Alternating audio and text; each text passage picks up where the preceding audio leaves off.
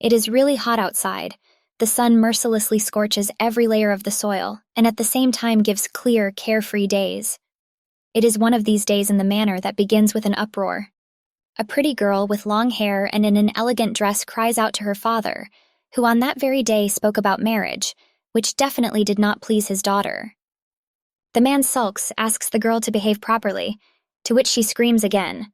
However, the decision was made a long time ago, as evidenced by the relevant letters on the father's desk. And of course, this cannot be avoided. He believes that the best man in the world cannot be found, which only upsets his daughter more. She definitely thinks differently. She cannot come to terms with the fact that her father decides her fate with a letter. The man sighs heavily. He turns to the girl by name Erzetta with a request to answer his question. "Since when have you been so stubbornly resisting marriage?" Erzetta shuddered, lost among the thousands of words that could be said now. The father believes that he is doing the right thing and that he is able to improve his daughter's life. She, on the other hand, is horrified by her father's iron confidence in his rightness. Already in the room where the maid was waiting for her, she sits down at the table and bangs her fists on it, suppressing her anger. The maid is sitting on the bed sewing one of Erzetta's dresses. She is skeptical about the lady problem. Ta turns around and shouts at a girl named Parm. She is the only one who perfectly knows why the girl cannot marry that man. The lady sighs with a heavy heart, recalling her father's, "I will not change my decision in any way," spoken by a ruler rather than a loving father. He asked his frightened daughter to at least look at her future husband, to get to know her better before they could continue this conversation. Erzetta realizes that this marriage is needed only to preserve the union of two families. However, she cannot accept the fact that her father is lying, as if it is only for her sake. The marriage would ensure a peaceful existence between them and the Levanto family. However, the peace of their country does not depend on it. People will not become happier after the marriage of the ruler's daughter to a guy from an influential family. It will help only for a while and only in certain areas of life. The girl is sure that the marriage contract will not bring peace to the country. She believes that peace can be achieved with strong defenders. That is why she has long since delved into the study of magic. "Parm," he turns to the maid dejectedly, "do you understand me?" She seeks support in Parma because she possesses fairy magic. The maid says she understands the lady's thoughts. However, she stops for a few seconds, softening her gaze, thinks about the next words. "Just go and meet him once," Parm asks, causing a new wave of disgust in Erzetta. The girl screams again. For her, this marriage is the same as the death penalty for criminals, the point where life comes to an end and the last days after the sentence are permeated with apathy. The maid sighs with a smile. Lady Erzetta is the pride of the country with the warm name of Sola. It was in her that intelligence and beauty perfectly combined. And it was the future husband, the son of the Levanto family, who became the object of disgust for such a gifted girl. The fact is that she had been conducting secret research for a long time when she assumed that the 300-year-old affairs that took place before the church age had a single beginning. It was this that led the lady to the only conclusion: fairies and magic existed in their lands. She wrote a book about it, which was soon published under the pseudonym Vincenzo Costazanio. However, the people did not share her views, but only one young man named Ligieri Levanto spoke particularly harshly about this book. He did not manage to find reasons to thoroughly criticize the study. Because of this, he simply broadly called this work the delusion of a madman, which is not worth paying attention to. Halfway out of the room, the servant stops and looks at the lady, who is drowning in despair. There was no chance that scientists would believe in her assumptions, if even the people did not. Parme recalls the day when Lady Erzetta said that she was sad not because of the criticism, but because of people's denial of the existence of magic. Everyone believes that this is possible only in fairy tales. For her, a person who knows the truth, human indifference has become torture. Parme puts his hand on the shoulder of his kind hostess and asks if she is well, although he already knows the answer to this question. The girl suddenly turns to her and begs for help. She takes the maid by the wrist and in the most hopeless tone asks to go on a date instead of her. Parm is surprised at such a request, since the fate of the entire country depends on that meeting. Anything can happen if Levanto finds out about the lie. The maid tries to hold back her anger as she says that Lady Erzetta is absolutely out of her mind at this point. Instead, the lady keeps her face as serious as possible. "You are asking to take a hit on yourself." The owner of red hair, Parme, objects. Do you want to get rid of me? Erzetta says innocently that she would not do such a thing to her most valuable friend. Then the frightened maid raises her voice, asking why she is being asked to dare to do such a thing. Parm examines the lady, reminding them of their dissimilarity, which begins with the color of their hair. Erzetta sinks more and more into her sadness. The maid considers her the most beautiful girl in Saul, and she is far from the only one who has such an opinion. It seems to her that Mr. Ligieri will immediately reveal their lies, or be disappointed in the rumors about the unearthly beauty of the lady. The girl points to herself, cries out, as if Erzetta's plan has no chance of success with a face like Parme's. The lady jumps up instantly. What's wrong with your face? She takes the maid to the mirror and says that she is also very beautiful. In addition, the concept of beauty is completely different in different strata of society. The girl is embarrassed by such words, and her mistress, smiling, goes to her closet. She is sure that if you cover your face and hair well, even your father will not immediately recognize the replacement. Inspired, Erzetta assures her friend that she will take all the blame if something goes wrong. She looks over her shoulder and notices Parm's nervousness.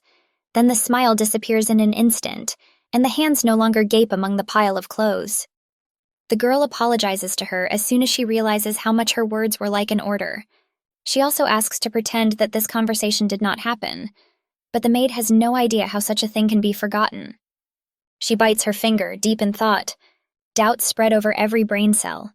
However, the only thing that did not cause doubts was the lady's words about taking responsibility. But if the Archduke finds out about their plan, the girl will be forbidden to see Erzetta. The risk is very high. Separation from the lady is the most terrible punishment for Parm, but it will be very difficult to refuse, even almost impossible. The girl remembers everything that her landlady did for her. She provided housing, motivates her to do her work every day, pays her a lot. And what did Parm do for her? Refused when the lady needed her help? The maid's loud voice cuts through the entire room, scaring Erzetta. She looks at the nervous girl, asks in the same loud tone what happened. I'll go, he says quietly through a frantic heartbeat. But the very next moment, the girl becomes more confident and clearly says that she will risk going to the meeting. Unlike the rulers of Soye, the conversation between the two Levantos dragged on a bit. Ligieri's father searches for his son in the middle of the night to continue the conversation. He approaches the young man's room and says that he cannot escape from marriage, because only then will he be able to receive the status of a duke. The boy shouts through the closed door that no amount of measures will help encourage him to marry. He vows to stay in the room until the engagement is called off. The father shouts about the duty to continue the Levanto family. He cannot enter his son's room because he has put several locks on the door. Ligieri threatens his father with the execution of him so loudly that it could be heard even in another wing of the castle. These words only infuriate the man more. And do you have the conscience to say such things to your father? He turns to the guards, orders them to bring a blank to knock out the door behind which the young man is hiding. A lot of time passes, and currently Ligieri is sitting on the edge of the bed in complete silence. He didn't think his father was serious at all, but there was now a small hole in the door, indicating a lack of personal space. Suddenly someone interrupts the thoughts, putting a hand through the hole in which the envelope was lying. The servant said it was a letter from the Archduke. Ligieri grumbles under his breath and slowly rises to his feet. He takes out the letter and reads its contents. In 2 weeks, together with the Duchy of Soleil, we are holding a friendly event. The meeting with the Duchess will take place as scheduled. Be ready by then. The boy clutches the letter in his fist and smiles at the plan he just made up. If his father wants the engagement so badly, Ligieri will agree, but he will do it in his own way. He shouts for the guards to hear the order to call Angelo. A few minutes later, someone knocks on the door, and then the voice of the same Angelo is heard. Parabok sighs with relief. He sits down in his chair with a brilliant smile, as if we are trying to lure the servant, and allows us to enter. But his voice trembled nervously. You need to open the door. No way looks through the hole at the doorman. He is embarrassed by his mistake, gets up and removes the locks from the door one by one. After the servant has entered the room, Ligieri returns to his chair and explains the reason for the summons, for another order. He bows almost imperceptibly, showing that he is ready to listen to him. The old man looks at the quiet Angelo from head to toe. He looks more like a homeless beggar. He slouches, walks in dirty clothes, and does not take care of his hair at all. However, Ligieri has no other candidate, so it is with a heavy heart that he explains his task. He promises to put the servant's name on the guest list at the event organized with Soleil. The first order of business upon arriving at the place will be to meet with Lady Soleil in his stead. Angelo is offered a good reward for this. The servant does not understand the meaning of this order, and instead of clarifying, he utters a short, "What?" He tries to keep a friendly face, asking if that is all the answer he can give, or he just doesn't want to go. With similar questions, the young man humiliates Angelo, until he answered that he understood everything, which caused a mischievous smile in Ligiera. The boy emphasizes the secrecy of this agreement, saying that a cruel punishment will await them both if his father finds out about it. He also goes to the reward. He says that he is ready to do whatever the servant wants. Angelo is silent for a few seconds, then wonders if he has the right to refuse. He smiles kindly again, allowing me to refuse. "Don't force you." But suddenly his voice loses all benevolence. The guy slowly gets up from the chair. He seems to have a way of putting pressure on the servant. He approaches Angelo's ear and reminds of his malice and title in this castle. He feels the hopelessness of his position. With clenched fists, he agrees to carry out the order. In return, Ligieri should increase his salary. The old man is ready to pay any price, as he tells the servant, smiling. But before naming the price, he asks to buy glasses, making eye contact with the future duke. Explains such a request by the fact that it will bring trouble if, due to his poor eyesight, he shows disrespect to the lady. This annoys Ligieri, but he can't even deny anything. Half a month passes. Parm, dressed in one of Lady Erzetta's dresses, is already sitting in the garden, at a white table with various sweets and tea. The heart is beating at a frantic speed, but there is no way back. For partial comfort, she constantly clings to a saucer or cutlery with her fingers. The boy hasn't come yet, and she hopes he won't come at all. But suddenly the girl's elbow jerks to the side, catching the spoon. She gasps as the spoon falls to the ground with a clatter. It is mentioned that there is such a bad omen. It's not all good, Parme knew from the very beginning. Finally, the false son of the Levano family approaches the garden, dressed in fancy clothes and, most importantly for him, wearing glasses. He stops, considering the beauty of this cozy place. Perfectly shaped trees, rows of blooming flowers, a stone path leading to a bridge, not far from which is a small exquisite fountain. Now Angelo is looking around for the lady he's supposed to meet. He saw the place where there is a table with food. He assumes that their meeting should take place there. However, he does not see the lady there. Parm, who is sitting under the table, holding a spoon in her hand, suddenly hears footsteps gradually approaching her. She realizes that Erzetta's fiancé has arrived and curses everything in the world for his untimely arrival. It rises sharply. But the girl does not take into account that she was just under the table. Because of this, she hits a wooden surface with her head in front of Angelo. Both are insanely nervous. The guy comes closer to ask if the lady was hit hard, to which she replies that everything is normal. Parme slowly rises. Her face is covered by a veil, so Angelo can only see her chin. She sits down on a chair, mentally apologizing to Erzetta for her clumsiness, adjusts her veil. Suddenly she hears a young man addressing her. Only then does he find the courage to look up at him.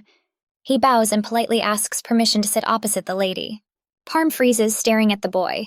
Is he Ligieri Levanto? After the meeting, the girl walks through the corridors of the palace. She opens the door to one of the rooms and calls out to Lady Erzetta. She comes out of the closet in which she has been hiding all this time, smiling. Of course, the first thing she asks is how the date went. The maid takes off her headdress and sighs wearily, choosing the words to describe the experience. The best description, in her opinion, is the most terrible date. Let's go back a few hours to the beginning of her date with the fake Levanto. There was silence around them, but it was not comfortable at all. Parma looked at everything around her, wondering what to do. She mentally begs the young man to say something. Takes a sip of tea, obviously not the first, looking at him. The girl could not even imagine what he was thinking about now. However, doubts began to creep into his head about his belonging to a noble family. Parm examines the boy more carefully. Believes the fact that he is a scientist does not give him the right not to monitor his appearance. His hair is badly disheveled and his glasses are ridiculous. There is nothing good about it, except for exquisite, clean clothes. Parm is furious about this. How can you come to meet Lady Erzetta like this? I would like to ask him, but she needs to keep her anger to herself. In general, the girl expected to see such impudence. She was taking another sip of tea when the young man finally spoke. The tea tastes nice. Parm chokes on the same tea from what he heard. She hopes it was sarcasm because this tea has been brewing for about 30 minutes and tastes like real poison. Silence hangs around again, which seems to gradually absorb everything around. But suddenly the boy gets up from his chair and takes off his hat. "I'll probably go," he says, which shocks Parm even more. He bows again, showing his respect. He also adds that he was glad to see the lady. The girl gets more annoyed. Is this the right man for Lady Urzetta? In their country, there are mandatory rules of etiquette that apply to noble ladies. To express your respect for them, you need to kiss either the back of the palm or the lady's ring. Now, Parmy is glad she went on this date. Otherwise, Lady Urzetta would have encountered the rudeness of this nobleman. The girl also gets up and says goodbye to him in a low tone. In our time, Urzetta approaches the maid and asks why she came back in a bad mood. Parme already starts an angry story, but stops. She asks to give her time to change her clothes so that she can tell everything later. She tries to untie the corset but cannot do it on her own. Then the lady offers help, which the maid does not refuse. Urzetta unties the ropes on the maid's back and asks to start a conversation. Parm begins with the fact that this nobleman does not know the rules of etiquette at all. Lady is not surprised by this news. This is exactly how she imagined him. Continues the girl from the appearance of the boy. She would not have thought that she was an aristocrat if he had worn something less elegant. Meanwhile, Urzetta helps untie the maid's hair. She concludes that Ligieri is not going to marry either. Parm turns when he hears the lady's warm voice, but thanks for fulfilling such an unusual and difficult request with a loving smile. "You did a great job," says Urzetta. "You can go home and rest today. If I need help, I'll call another maid," he adds when he sees the girl's bright smile. After some time, Parmy was already running up to the house with a basket full of food. "Ronzo," he calls his brother, opening the front door. "Your sister is back." The little boy breaks away from reading a book and looks at his sister. She puts the basket on the table, asks the boy what he was doing while she was gone. He uses sign language to say that he has been reading a book all this time. Parma strokes his brother's head with a clear smile. It is clear that she loves him very much. Ronzo smiles too. He likes to spend time in the company of his older sister. The girl is happy to see her brother in a good mood. The boy is the only person close to her, and Parme will do absolutely anything for him. They are related, but the only similarity between the two is the color of their eyes. What is the reason for this? Once upon a time, they lived in poverty. One day, Parm received only 2 copper and 1 silver coin for her hard work. She asked the rude man to add some money as her younger brother had not eaten anything all day. He only snapped, "Why do you live with him if he is not your family?" The girl cannot find an answer. She tries to deny it, but is too shy to say anything to such a stocky man. The thing is that they and Ronzo have different mothers, but already at a fairly young age, they remained in the countryside, completely alone. However, that day was special. On the way home, Parm heard gossip from passers-by. A young lady buys up old tales. The girl stopped to listen to the details. They say that those who can share stories about forest nymphs and fairies will receive as much as 2 silver coins, says one of the women, which draws Parm's attention even more. The interlocutor jokes that the lady will give a bag of gold if she says a spell with her. "And you know how to cast spells?" Her friend burst out laughing. Stunned, little Parme is still looking at the 2 ladies who are still laughing. Maybe their assumption is true and the girl will get a lot of money by showing her abilities. She shakes her head to regain her sanity. She would rather be burned at the stake if they found out her secret. The girl remembers how in the morning she promised her brother on her little finger that she would bring him food in the evening. At first, Ronzo thought about accepting this promise, but then he raised his hand with the little finger extended upwards, which in sign language translates as, "It's fine."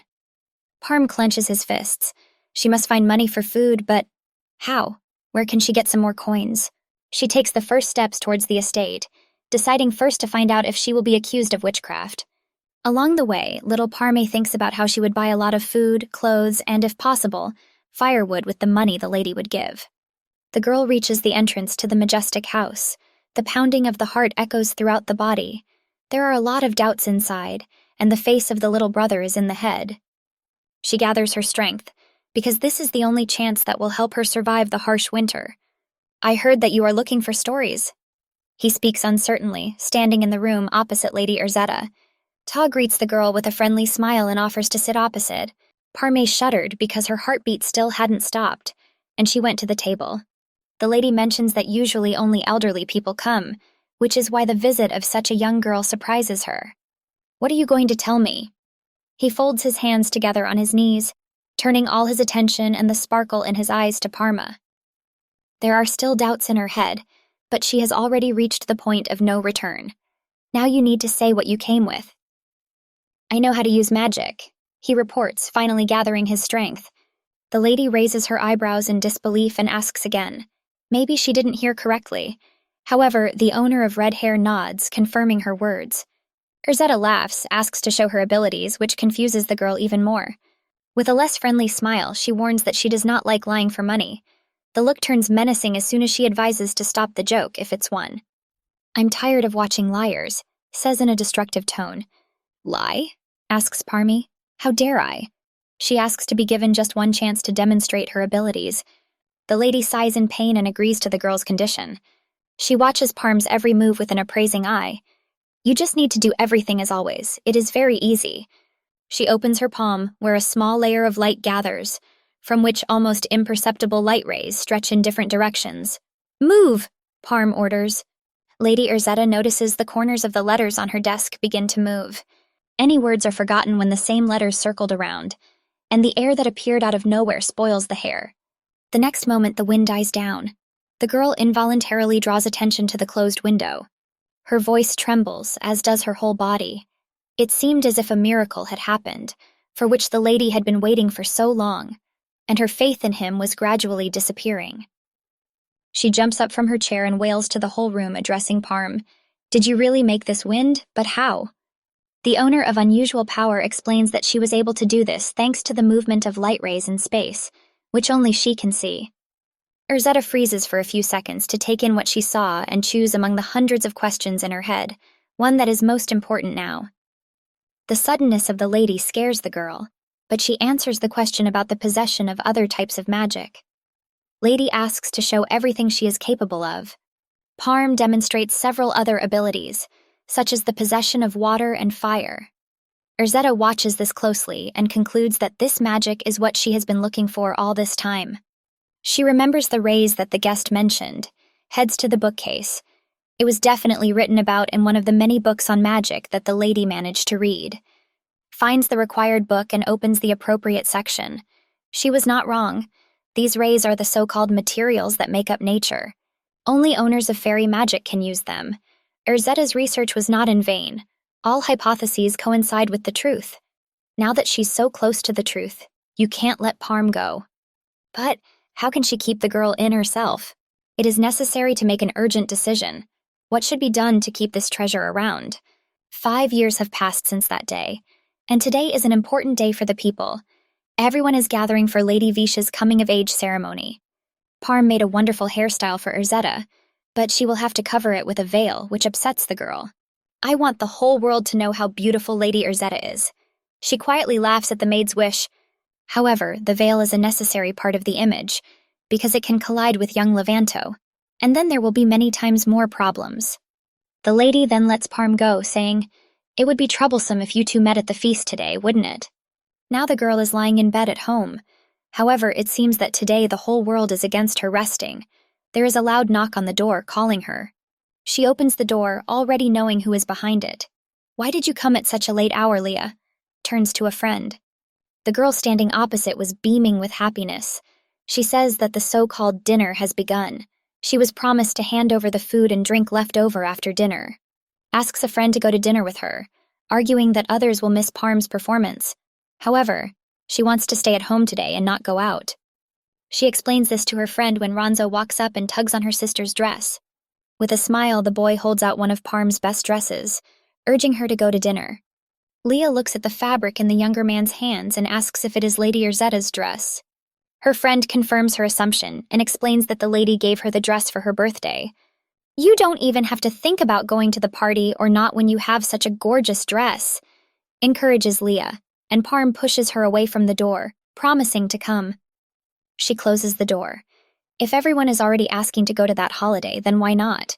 It will help you relax, even if it's not as good as a good night's sleep. The girl quickly gathers herself, taking with her the lute, a musical instrument that was lying on the couch. Normally, servants are not allowed to walk in the garden, but this is the shortest way. Besides, it's late outside. No one will notice her here. So Parme slowly takes the first step into the garden. But she suddenly runs into someone. She bumps her nose into the stranger's back. A hasty apology comes out of her mouth, and due to strong excitement, the girl loses her balance, dropping her instrument. "Are you okay?" Angelo, in the guise of a nobleman, manages to catch Parme and save him from an unpleasant fall. The guy asks if she is hurt. Parme looks at him but cannot remember where exactly she saw him, so, leaving his question unanswered, she wonders who he is. He smiles politely and puts his hand to his heart to bow. "Lieri Levanto, you and I met yesterday." Realization comes at the speed of light, and the girl flinches, feeling how fear fills every cell of her body. Parabok says that he really wanted to meet her. Turns out that's why he ended up here. And now Parme will not be able to hide from him. She panics. Dozens of thoughts flash through his head in an instant, and the most important among them was that he hadn't noticed that she was an ordinary servant. Angelo continues his polite apologetic monologue, which is somewhat reassuring. It turns out that he still believes in his and Lady Erzetta's lies. He says that he did not have time to approach her at the banquet, but fate gave him a second chance. The thing is that the last meeting, as he says, was a stone on his heart. The boy picks up the lute from the ground and hands it to the owner with a request to listen to him, saying that it won't take much time. Parme silently looks at him, which he takes as consent. "First of all, I apologize for my rudeness." He leads. "My manners in your presence could have been better." The girl pulls a crooked smile on her face, mentally begging him to finish faster. It's too embarrassing for her. Although what can be said, Parm does not deny his lack of manners. For her, everything is really as he says. Angelo watches her reaction in silence. The lady doesn't seem interested in apologizing.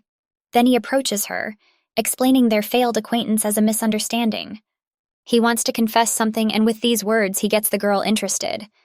"It's hard to name the real reason," the young man begins, "but I like you." Promises to remain on the lady's side even if relations between their states become strained, thus surprising Parme. Angelo has taken into account his past mistakes, and that is why he is now reaching out, asking for permission to show respect to a lady of noble birth. The stunned girl puts her palm in his almost immediately. "May there be peace and prosperity," says the young man as he leans into the lady's hand, kisses the back of the hand while maintaining eye contact. Instead of parting words, he asks Parm to protect himself and leaves him alone with his thoughts and musical instrument. Already at the place of celebration, red from drunkenness, she sits at the bar, immersed in the mess that is currently brewing in her head. He raises a glass of wine to his mouth and remembers Lieri's words. Now it is necessary to somehow convey the news that the Duke likes her to Lady Erzetta. Parme draws attention to the groom, who is dancing with a local weaver. They secretly meet. He thinks Ligieri Levanto looks at her the same way these two look at each other. She imagines how they would look as two lovers with a passionate look. It is very attractive. Otherwise, Parm would even be happy with this development. The face becomes redder after the sharp realization of one's own thoughts. Meanwhile, Angelo, in the guise of the young Mr. Levanto, returned to his chambers at Seoul. He approaches the open window to look at the star-strewn sky. The evening breeze plays with the ends of the hair, giving the boy freshness. He must return to Levanto the next day. "I could have been there a long time ago if I hadn't delayed my work." He would not be here if, after returning to Levanto from an unsuccessful date, the Viscount, the Archduke's secretary, had not knocked on the door of the real Ligieri. He wanted to enter the room to talk, but this happened very untimely because Angelo was still dressed in the clothes of young Levanto. He ordered the servant to hide under the bed as soon as possible, and even helped with this. After a few seconds, the door opens and a man walks in. Parabok manages to sit down at his desk at the last second. He complains that he did not invite him inside. However, they didn't ask to leave. He notes, bowing to the young man. Ligieri laughs heartily, asks what question brought the secretary here. He tenses his whole body because he knows that his father's advisor will not come here without a good reason. Given the closeness of the Viscount to the Archduke, it is necessary to behave as casually as possible so as not to arouse suspicion. And, of course, the question for which he came here was to find out how the meeting with Sola's daughter went. Young Levanto shuddered, completely lost for a moment. He pulls himself together and says the usual good, then adds that Lady Soleil is as beautiful as the rumors say. The Viscount agrees with this and asks a question that confused the young man. What, for such a short meeting, did you manage to spill the tea? I'm talking about clothes, he adds when he sees the boy's surprised face. Now Angelo is scared because he understood what was being said. The Archduke's secretary explains that a few minutes ago, he saw him returning to his rooms, and now he is in different clothes. He laughs, praises the acting skills of the young duke. Do you think that if I am old, then I have completely lost my mind? Ligieri strains harder, which makes it harder and harder to play his role as the Archduke's decent son. He says that he doesn't understand the Viscount at all, through a tinge of uncertainty in his voice. Young man, the secretary addresses in a frighteningly low tone, do you think there are only fools around? He reminds that he has known the young man since he was born, which is enough to recognize his lies, of which there were many during the whole time.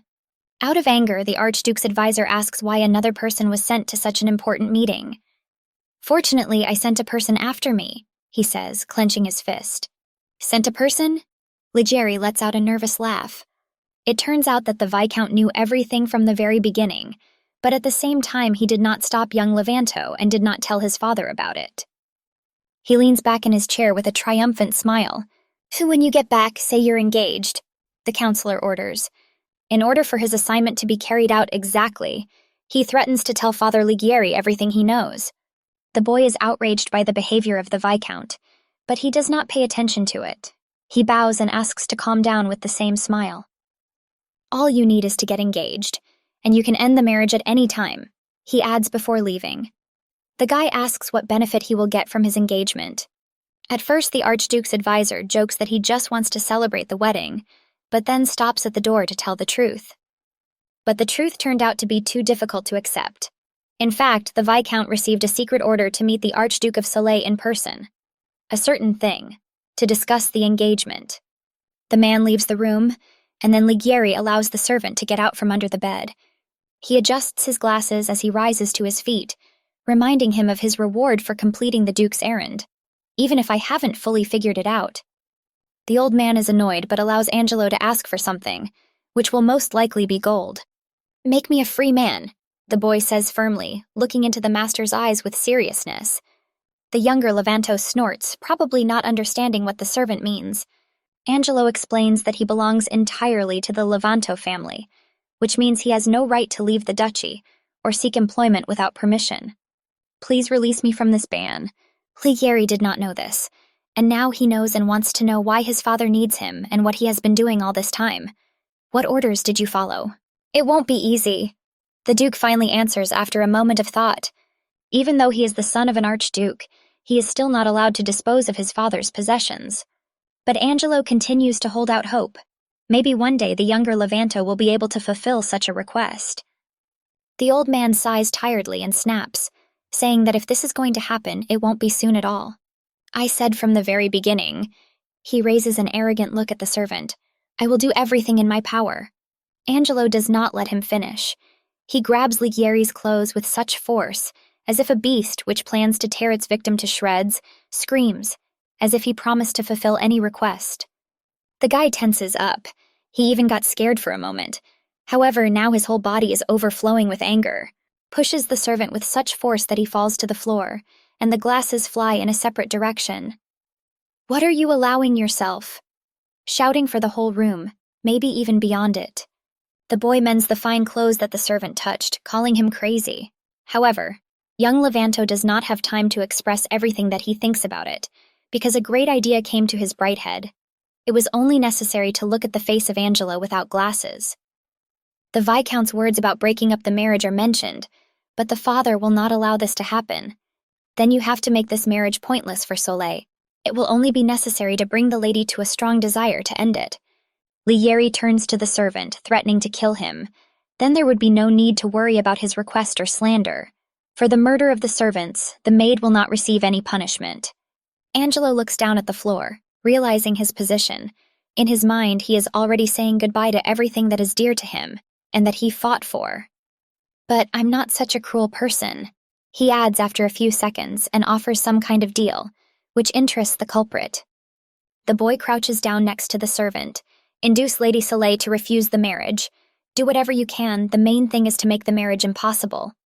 She already knows Angelo's face, so there will be no problem, and if everything works out as Liera wants, the servant will get what he asked for. It didn't take much time to think. He agreed to this offer. That is why Angelo found himself again in the lands of Sol, again in the clothes of a young master. He closes the window, dismissing the memories of that day. Now the face of Lady Sole, whom he saw today, creeps into his head. She definitely looks younger and smarter without the veil. The girl looked confused when she met him, but it was impossible to recognize feelings from that facial expression. I have to turn them into love, the guy thinks. He is ready to hurt the lady, ready to hurt even the whole world for the sake of the desired freedom. The next day, Erzetta met her mother, who informed her of meeting Levanto a few days later. The woman did not take no for an answer.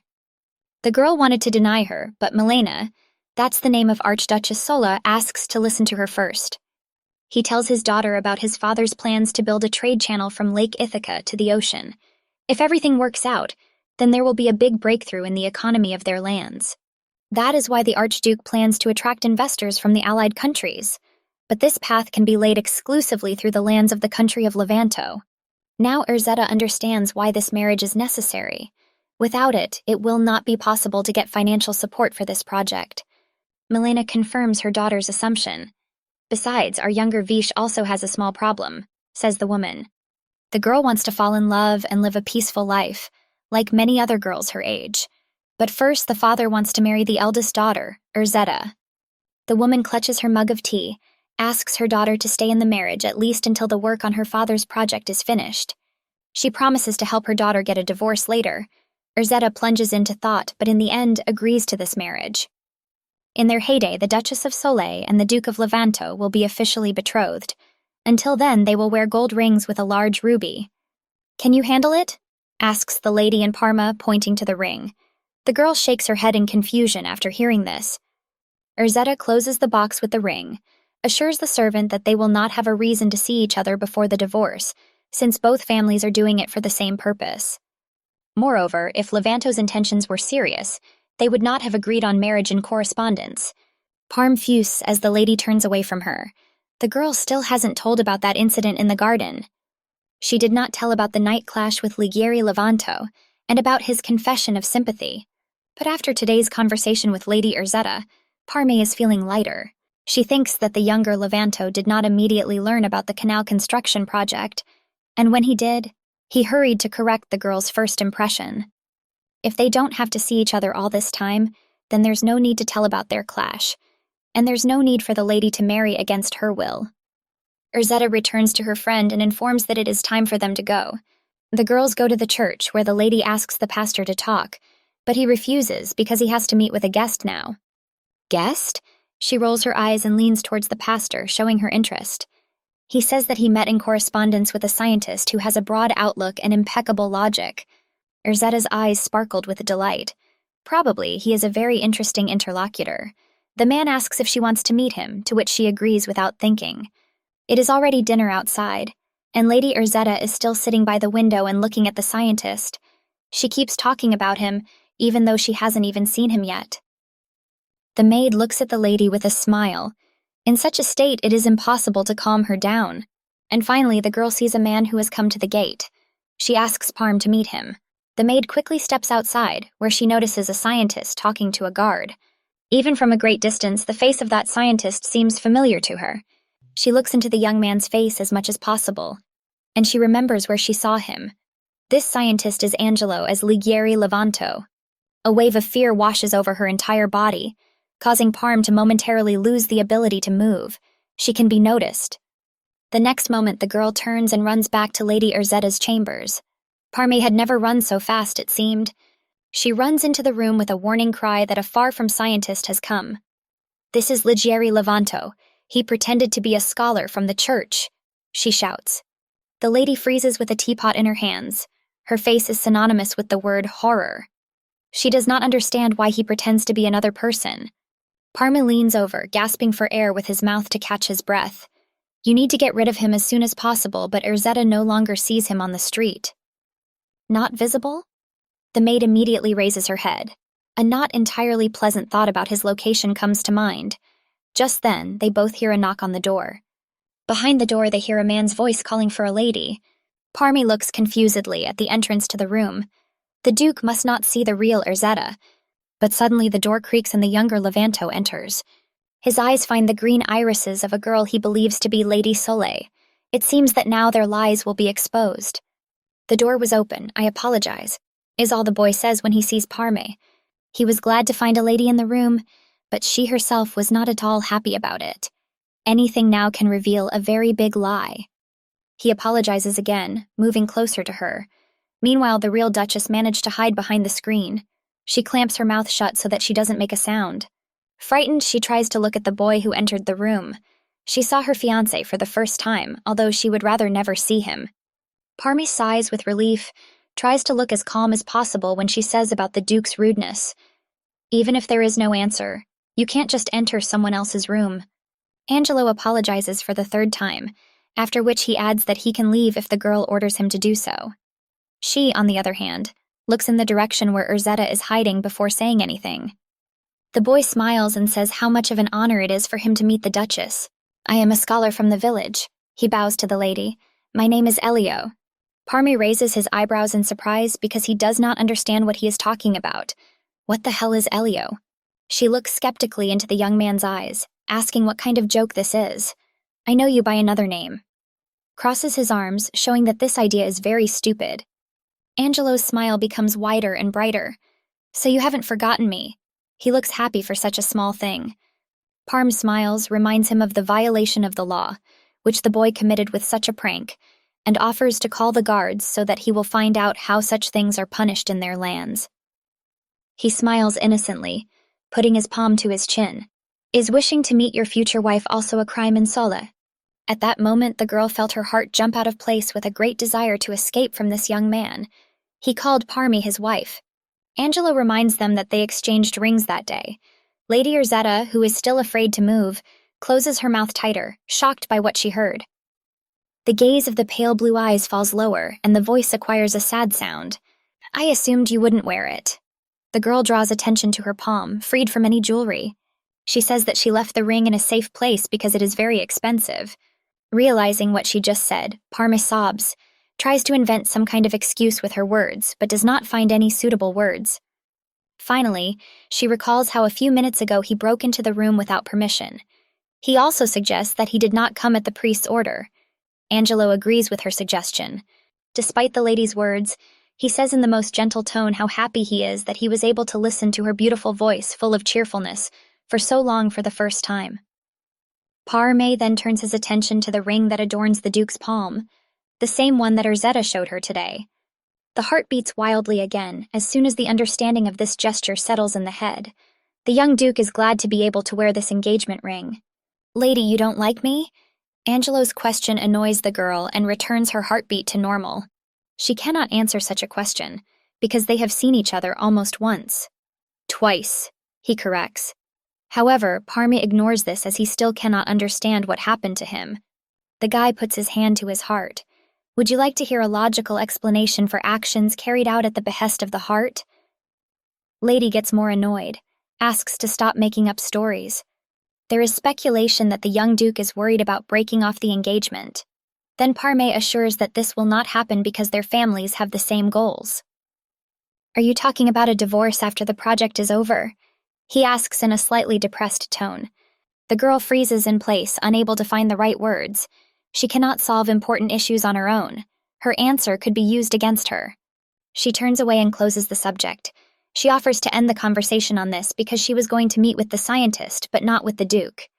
Angelo offers to speak as a scientist if the lady wants it. He laughs, seeing the surprised face of the girl. "Do you think I could fool a priest without an iota of abilities?" He also adds that he is much smarter than he looks. Parme refuses his offer. Now she recognizes the Ligieri Levanto she knows, a man who praises himself. Angelo plays this part well. He does not argue, they say, it was enough for him just to see the lady. He also says that he would be happy to stay on the lands of Sole for a few days. Finished talking, he holds out his hand. It seems that it is necessary to perform again a custom invented by high society. She puts her hand in his, mentally begging him to leave quickly, just like that time in the garden. Angelo kneels before kissing the lady's palm. For some reason, cold drops of sweat gathered on her forehead at that moment. It was an ordinary gesture of politeness, but she would never forget the Duke's look at that moment. It was as if he had opened her soul to himself, enjoying what he saw inside. A view of approaching the target. "I look forward to our next meeting," he says before leaving, and then slams the door shut. Lady Urzetta runs out from behind the screen and is the first to ask if everything is all right. Her friend is frightened by her voice, which pulled her out of her thoughts. The girl laughs excitedly and the lady apologizes for her stupid requests. Parm lies that everything is fine and no apologies are needed. Urzetta recalls the Duke's words about the 2 meetings, asks what he meant. She made the maid panic with her question. "In the end, I had to tell everything about their second meeting, which took place in the garden." The lady took a few seconds to process the information she received. In the process, she realized something. He wants to ask Parm a question, but she doesn't let him finish. "Please, just don't say the same thing." However, Urzetta does not listen to her. She puts her hand on the maid's palm and enthusiastically suggests that the young Duke has fallen in love with her. The girl sighs, realizing that she will not be able to escape from reality. "Do you think so too?" But the lady rejects any other assumptions. She is certain, this is nothing but love. Then she wonders what her friend thinks about his appearance, since she could not see when she was hiding. Parmy looks away, really thinking about the question, remembering how cute he looked when he laughed during a recent conversation. "Nothing special," the lady says skeptically and hears a laugh. Urzetta dismisses the jokes when she imagines how uneasy Parme might be about being linked to the heir to an entire duchy. She promises to do everything possible to avoid trouble for her friend. "My precious friend," he addresses Parm, squeezing her hands. "You are like a sister to me. I am sorry that you fell into the hands of this Ligieri."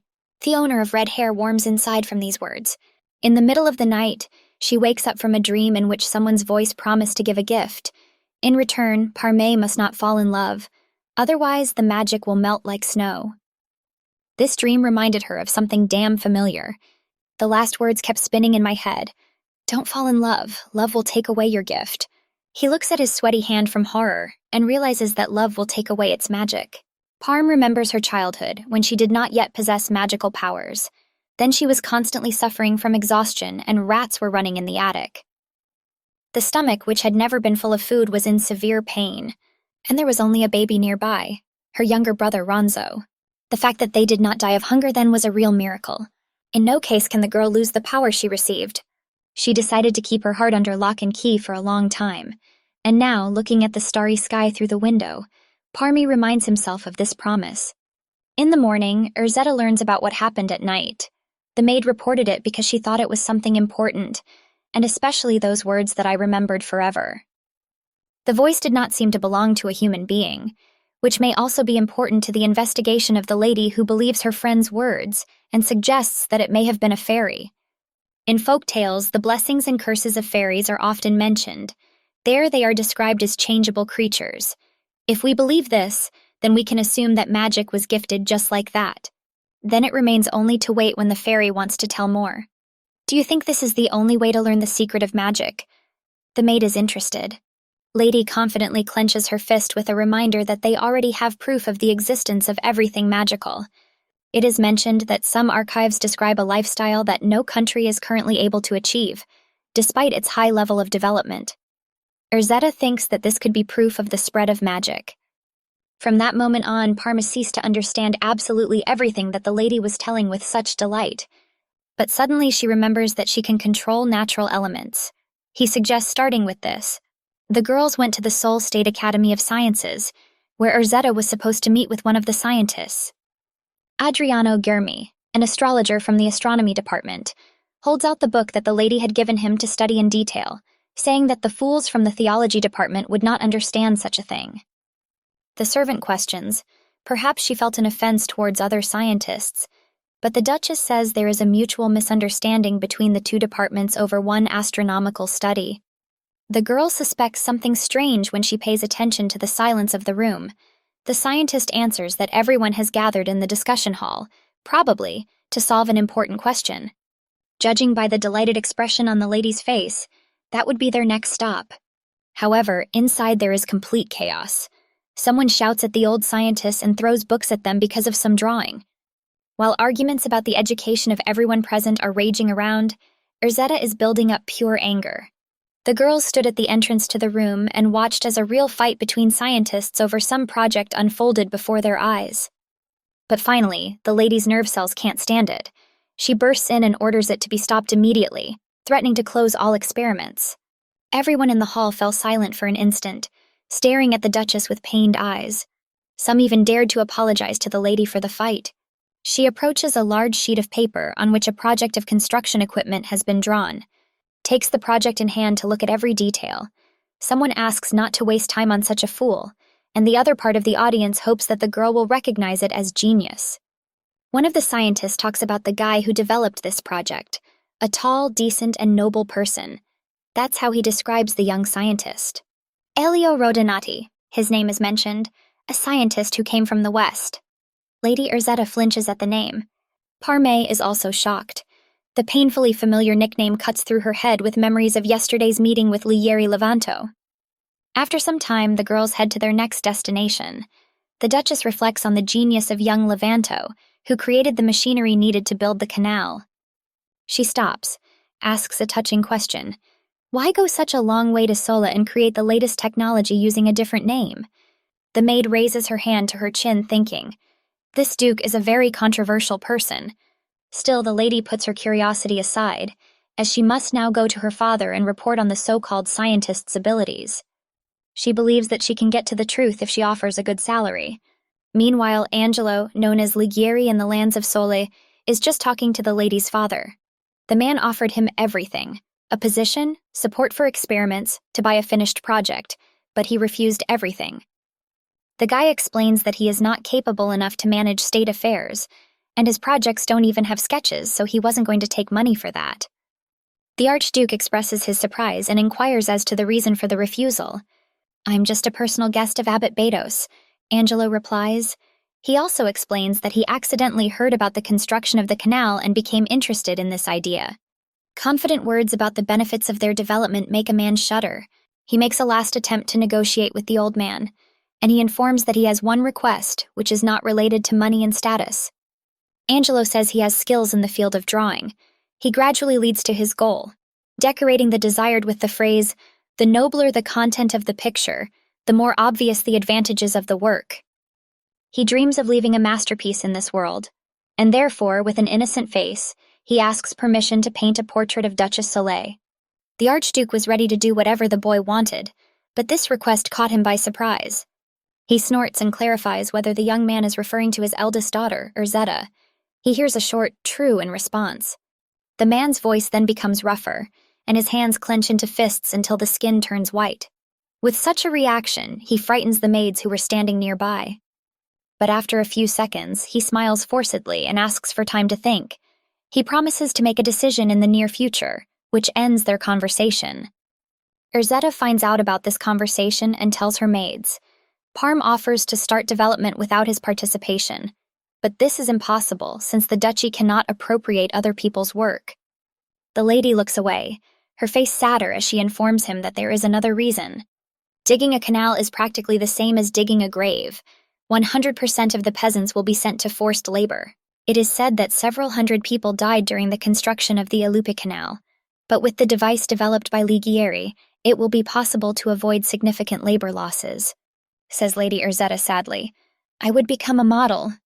Parma looks at the lady, who is drowning in despair, ponders how this issue can be resolved.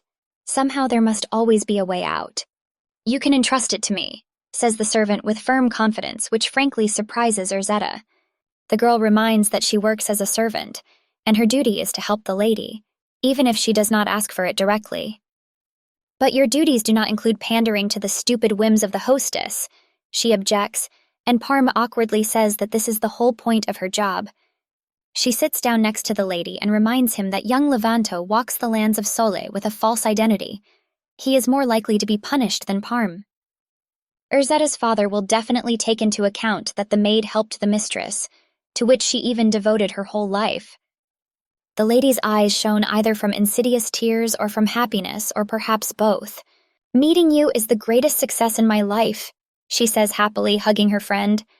Parme smiles as she accepts the hug and says the same thing she heard in return. She is infinitely grateful to Urzetta for accepting her 5 years ago. The lady reminds the servant of her impression of the Duke's appearance, as if he is not to her taste. Urzetta looks at her friend with sympathy, because of her, she will have to endure the flirtation of a person who is not at all to her taste. The girl waves it off, saying that everything is fine as long as she can help the lady in this way. But in fact, she was lying, because she considers that young man the most beautiful in the whole world. However, admitting this is too difficult. Parme considers the risks, and eventually comes to the conclusion that nothing bad will happen from a second date, although she may lose Soleil's trust. She agrees to the meeting. The day of the meeting with the Duke of Levanto arrives. It is necessary to carefully prepare for this event no matter what. The portrait should turn out to be stunning. That is why the other maids carefully comb the red hair. The best perfume for Parm was also chosen. And finally, the preparations were over. The heart stops when the girl sees the result in the mirror. For a moment, she even herself believed that she belonged to a noble family. Her appearance was so refined. Lady Urzetta allows the two servants who have done a good job on Parm's appearance to leave. As the two girls leave the lady's room, the lady laughs conspiratorially, imagining how much the Duke will fall in love with her friend when he sees her. Urzetta asks if it won't cause any inconvenience if she doesn't hide. Parm shakes his head excitedly. Maybe we should have left at least one maid. Continues to bombard her friend with questions, to which she answers jokingly. Then the lady smiles and warns that she will be sitting in the next room, so the girl can yell at her if something goes wrong. Parme smiles broadly in response and nods, remembering her instruction. As time passes, the girl is informed of the arrival of the Duke of Levanto. The maid opens the door and lets in at the lady's command. A happy Angelo enters, but introduces himself as Elio Rodenti, the same scientist. Soleil's favor is a great honor for me, he says, approaching Parm. The girl feels uncomfortable when she hears another name, so she emphasizes this first. She says that only people who don't trust others have multiple personalities. Shouldn't your behavior be appropriate in that case? The guy smiles and apologizes. As you wish, he says before getting down on one knee. He is ready to do much more if the lady wants. The heart trembles unpleasantly again at the thought that all these efforts are being made precisely for her sake. The young man looks at her as if he has long since fallen in love so much that he is able to turn the whole world upside down for the sake of the girl. He is clearly in a good mood today. Parme turns away from him and coldly asks him to get up and get to work as soon as possible. Angelo obeys her. He puts the canvas on the easel and makes the first careful strokes with a pencil. For the first minute, they sat in silence, which was interrupted by the soothing sound of drawing. But suddenly Parme feels a strong itch in his neck. Because she is sitting, completely immobilized, the itching becomes stronger. The girl watches the boy's movements, hoping to find a second to change position. As soon as Angelo turns away, Parme puts a hand to his neck to stop the itch. And when he looks up at the lady again, she returns to her previous position, smiling awkwardly. The guy covers his mouth with his palm and laughs softly. Parm's pale face instantly turns the same color as her hair. What's funny? She snorts and hears the usual nothing in response. He annoys the girl by telling her so late that she is just warming up before work, and she doesn't have to sit still now. However, Parme refrains from an impulsive response. Angelo then tries to get closer to her heart, saying that he actually wanted to admire her beauty before starting.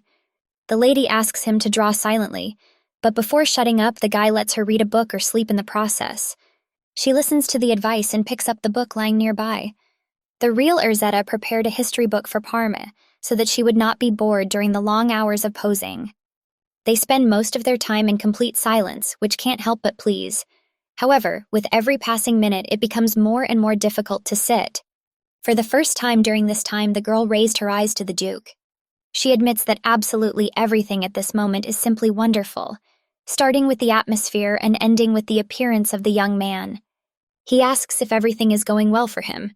Are you interested now? Thanks to his amazing acting skills, Angelo is able to show a happy smile even if he does not feel this happiness. Parm tries to hide his embarrassed face behind the book, as he replies that he hopes to see a beautiful portrait at the end.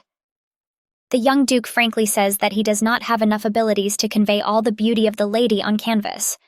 From what she heard, the girl comes to the conclusion that he was just looking for an excuse to meet again. You wanted to see me so badly that you even designed construction equipment. Impressed, Parme asks why he is waving away. They say, it wasn't difficult. All for the sake of meeting me? The lady watches the guy's every move and every twinkle in his eye. He confirms this assumption, arguing that he wants to be closer to the girl, which cannot be done without regular meetings. After answering all her questions, Angelo asks to ask some questions as well, which scares Parme. It would probably be better to be silent all the time. She is overwhelmed by the questions the Duke has chosen: what book she likes, her favorite type of tea, and her favorite foods and flowers. 2 standard questions. The lady sighs with relief and answers each of these questions in turn, of course naming what the real Erzetta loves. Parabok thanks for the answers, satisfied that he can learn more about his future wife. Parmy is angry at him for saying such things so easily, when in fact he knows absolutely nothing about the real her. Do you think that you can get to know a person better with such questions? The girl's voice gradually becomes rougher. He thinks he can get to know Lady Erzetta better by asking simple questions about preferences, even though it's only a small part of her true nature. Parm emphasizes that for the Duke the invention is a means of seeing again, while for Soleil it is a way of saving many lives. The pencil in the boy's hand freezes in the air. Lady firmly says that she doesn't believe his slippery words when she catches someone else's eye on her. He also adds that he has no interest in Ligieri. Angelo puts the pencil on the table. I'll keep it in mind. He kisses the lady's palm goodbye and wishes her a good day. After this gesture of respect, the young man leaves the room. Parm watches carefully as he goes on his way. He turns to the lady in his mind, acknowledging his beauty, but nothing touches her anymore. He is unceremonious, annoying, and stupid for her. Erzetta comes to her from another room and puts her hand on her friend's shoulder to encourage her. Frustrated, but glad that the lady does not need to see him, the maid takes off her earrings and looks wearily in the mirror, repeating the last words.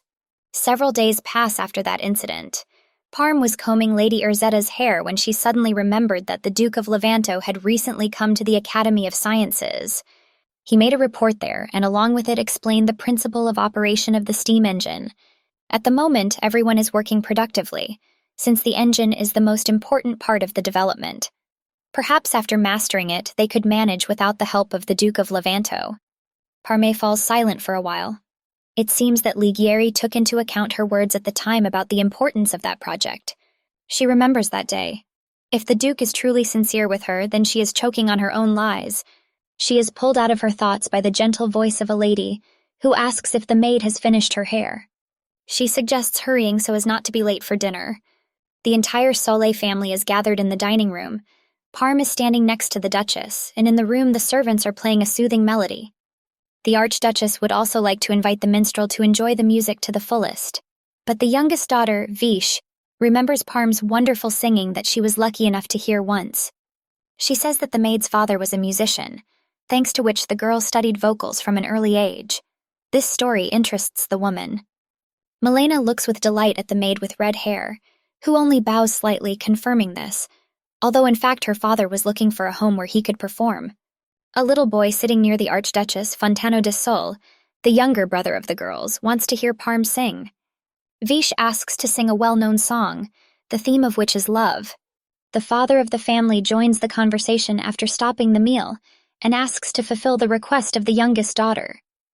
The maid sighs and agrees. Then the melody instantly changes. The song tells the story of the knight Valens, who fell in love with a girl who grazed white sheep. He compared her eyes to stars, and her smile shines like the sun. Parm imagines herself as the main character of this song. She imagines how the Duke of Levanto, dressed as a knight, confesses his love to her. In the song, the main character gives everything to his beloved, both soul and heart. At the end, the listeners clap their hands, praising the maid's talents. The Archduke asks her to serve Erzetta with faith and truth until the very end, saying that his daughter has found a very good person who would be sad to lose. In return, he promises to take care of the girl as soon as he can, for which she sincerely thanks him. Parmy is happy that he will never again have to worry about the lack of food and money. She is not surprised that the song so impressed everyone present, and even herself. However, she cannot understand why she was so impressed by the poetry about the knight who fell in love with an ordinary girl, and only the young Duke of Levanto is in his head. Parm cannot understand why she was thinking of him when she sang, still trying to convince himself that he is just a good liar. You need to remind yourself every day that they are both probably using each other to achieve their goals. But suddenly, during one such reminder, Ligieri's voice breaks her out of her thoughts. The guy is finishing work on the lady's portrait, but he notices that she hasn't heard from him for a while. Perhaps you are not comfortable. He is interested. Parmy looks away and says she's just stuck in her own thoughts. He assumes that her thoughts are somehow related to his visit to the Academy of Sciences, which he explains by the fact that he wanted to please the girl in this way. She does not say the real reason, but assures that she is not angry with him. Then maybe, the young man begins, smiling brilliantly, you were looking at me because you were bored? Parmy wails as he watches the boy's pleasure grow. She jumps up sharply and screams as if he is mistaken, which even scares Angelo. The girl explains her look as a simple desire to know his thoughts, to find out the reason why he goes so far in his relationship with her. And that's why I was unconsciously looking at... Parmy's tone becomes quieter when she notices some strange actions on the part of the Duke. He asks why he is turning away the canvas with such a confused face, but suddenly she is struck by a wave of awareness. The lady tries to snatch the canvas from someone else's hands, but Angelo holds on to it and asks her not to look. After a few seconds, Parme finally manages to take the portrait. She unfolds the canvas towards her and looks at the picture. A ringing female laugh fills the room as the lady sees what Angelo has managed to draw. The young man himself feels embarrassed. His words about poor drawing skills are pure truth. It seemed as if he had picked up a pencil for the first time in his life, which made Parm laugh even more. She falls to the floor, holding her stomach, which was about to explode with laughter. The Duke covers his reddened face with his palm and quietly asks her to stop. Then the lady looks at him, wiping the tears that have gathered in the corners of her eyes. He notices that there is a pencil mark on his face. Angelo covers his face with his palm again. "So that's what I look like?" asked the girl, gasping for air, which was not enough after a long laugh. He reminds that he talked about his drawing skills earlier. He took a handkerchief from his pocket to wipe the remains of the pencil on his cheek. Parme looks at him with some tenderness and asks what he was thinking when he asked the Archduke for permission to paint the portrait. "I didn't find another reason to stay in your company," he answers, wiping his glasses. Angelo reminds that in any case, both the lady and the Archduke will get what they want.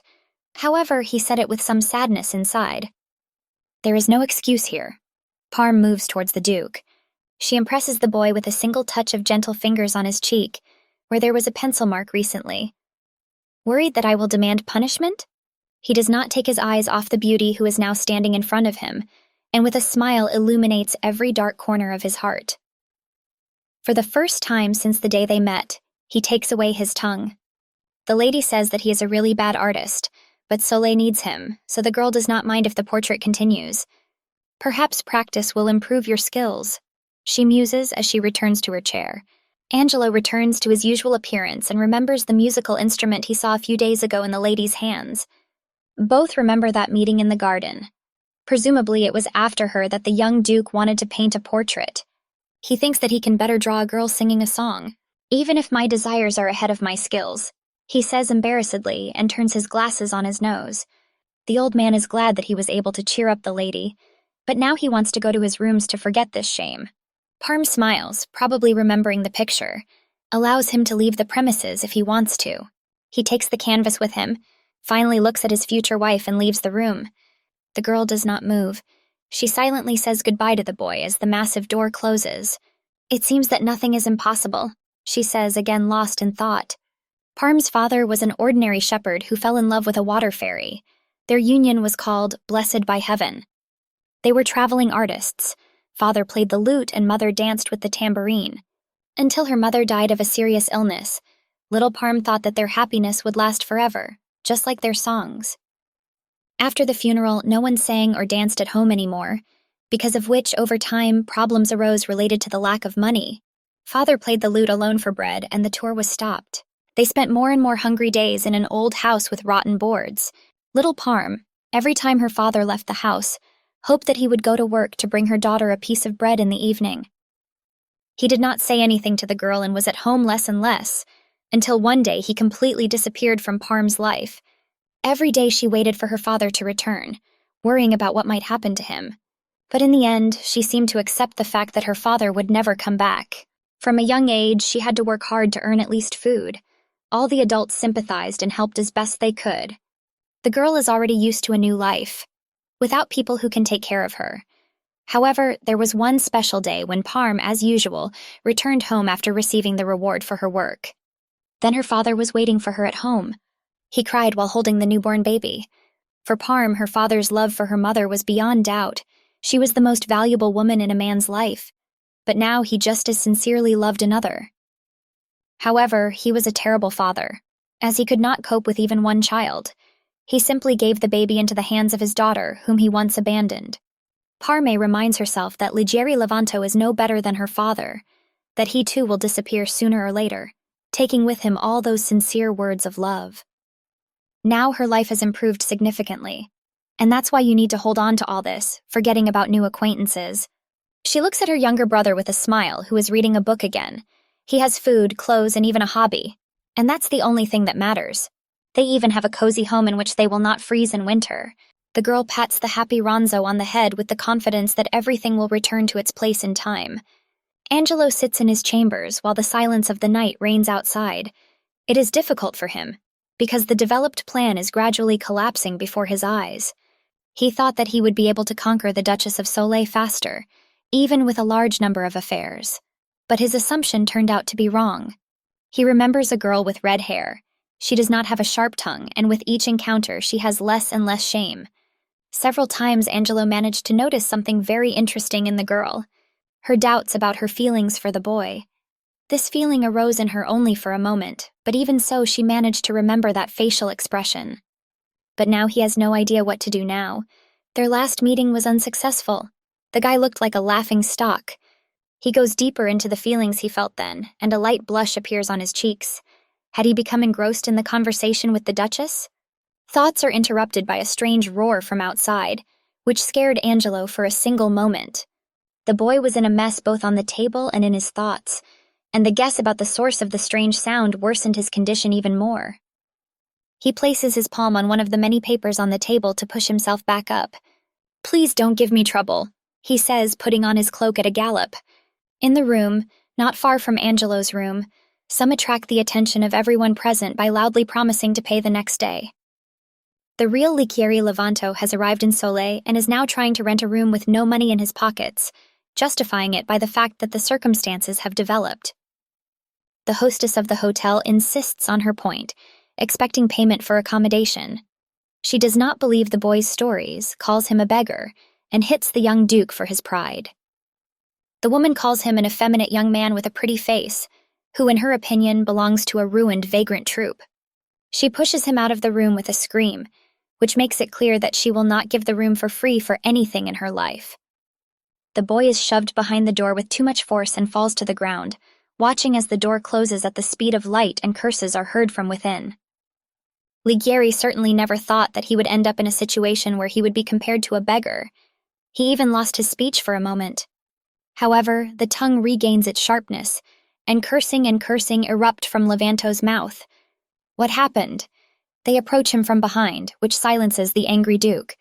He turns to shout at the stranger, but when he sees his face, he falls silent again. Ligieri recognizes his servant, calling him Adello. The boy corrects him and also adds that in these lands his name is Elio. The old man agrees to call the servant by another name and grabs his hand to get up from the ground. Angelo asks why he came to these lands, even in such a shabby form. Fixing his hair, he says that he was robbed. Such words frankly surprise the servant. He questions maybe he heard something wrong. The young duke says with a smile that he is tired of walking around the castle, so he left a letter saying that he wants to travel. And in one of the kingdoms, Valeria, he was robbed. That's why he came to Sola, since he says he only trusts Angelo. And money for the trip was obtained by selling some clothes. "You're well done," the servant chides. "But first, wash yourself." In Angelo's room, the Duke learns that he is painting a portrait of Lady Soleil. The fact is that his father was an artist, but he did not draw much. The boy keeps quiet about his minor abilities. Ligieri then asks how the relationship with the Duchess has changed, and the servant informs him that it will take longer than expected. Angelo mentally adds that the girl is not thinking about marriage, but if he tells the master about it, the need for him will disappear. It just takes more time. So he lies about her desire to keep her distance until marriage, saying that's how any lady should behave. This annoys Ligieri. He would like to see the result sooner. The servant is silent for a few seconds. and then decides to ask why he wants to end the marriage so much if he has to get married anyway. He looks at him with a devastating look, which said instead of the Duke that it should not interest him. Angelo stares at this face in silence for about a minute. Realizing that he will not get an answer, he apologizes for crossing the imaginary line of what is allowed. The Duke waves his hand for him to go away, also orders more effort to improve relations with Lady Soleil. Angelo bows to him before walking out into the street where people still roam, but suddenly he is called out in some deserted alley. He turns there, and a mysterious man in a black cloak with a hood on his head asks why he is delaying the message. He can't watch the alley every time while the guy is having fun with the lady. Angelo adjusts his glasses as he says he's waiting for the right moment, so they'll both have to wait. "If everything is in vain, don't expect mercy," says the unknown man in a warning tone. "It's a deal. Hurry up." His threats do not scare the boy. He reminds that this is indeed a deal, and that is why the unknown man in the cloak must do his part of the job. He looks at his glasses with a blurry look, which he took off to wipe. Everyone around only complains about their problems, as if Angelo himself does not have them. It works on the nerves. He reminds himself that he must get as close as possible to the Duchess. He puts on his glasses, looking up at the lights from the windows. The guy stands in front of the shop and assures himself that everything will go as planned. Days pass, June comes. Everyone around is preparing for the Delarouche Summer Festival. For a whole week, the people of Sola have been praying for a rich harvest, and they also decorate every corner of the street with flowers, colorful ribbons, and lanterns. A lot of jewelry is needed, so the women in the palace create them in their spare time. Some even sacrifice a long sleep for the sake of making jewelry. Parm hands the lady the flowers I just made for her to appreciate. They really do look great. Urzetta praises the talented hands of the servant, holding in her hands a completely unsuccessful decoration for the palace. Parm offers to do part of the work for the Duchess. When asked if she needed to prepare for the holiday, she answered that she only needed to prepare her clothes. The girl spent a long time digging in her own thoughts, but when I put everything in my head on the shelves, my soul felt lighter. Now she has nothing to fear. She doesn't need to look good. She just needs to act like she always does if she doesn't want to ruin her relationship with the Duke of Levanto. This day, Parm has a meeting with him, and he finally came holding a box wrapped in a red ribbon. The guy puts the box on the table and opens it. Inside was a viola, a musical instrument created in Valeria. The girl looked fascinated at this beauty while Angelo explained how it worked. "Looks like a lute, doesn't it?" he adds at the end. The lady touches the strings of the instrument. There are fewer of them than in her favorite lute, but otherwise they are really similar. True, you need to play the viola with a bow. She shuddered when the thought of the high price of this thing came into her head.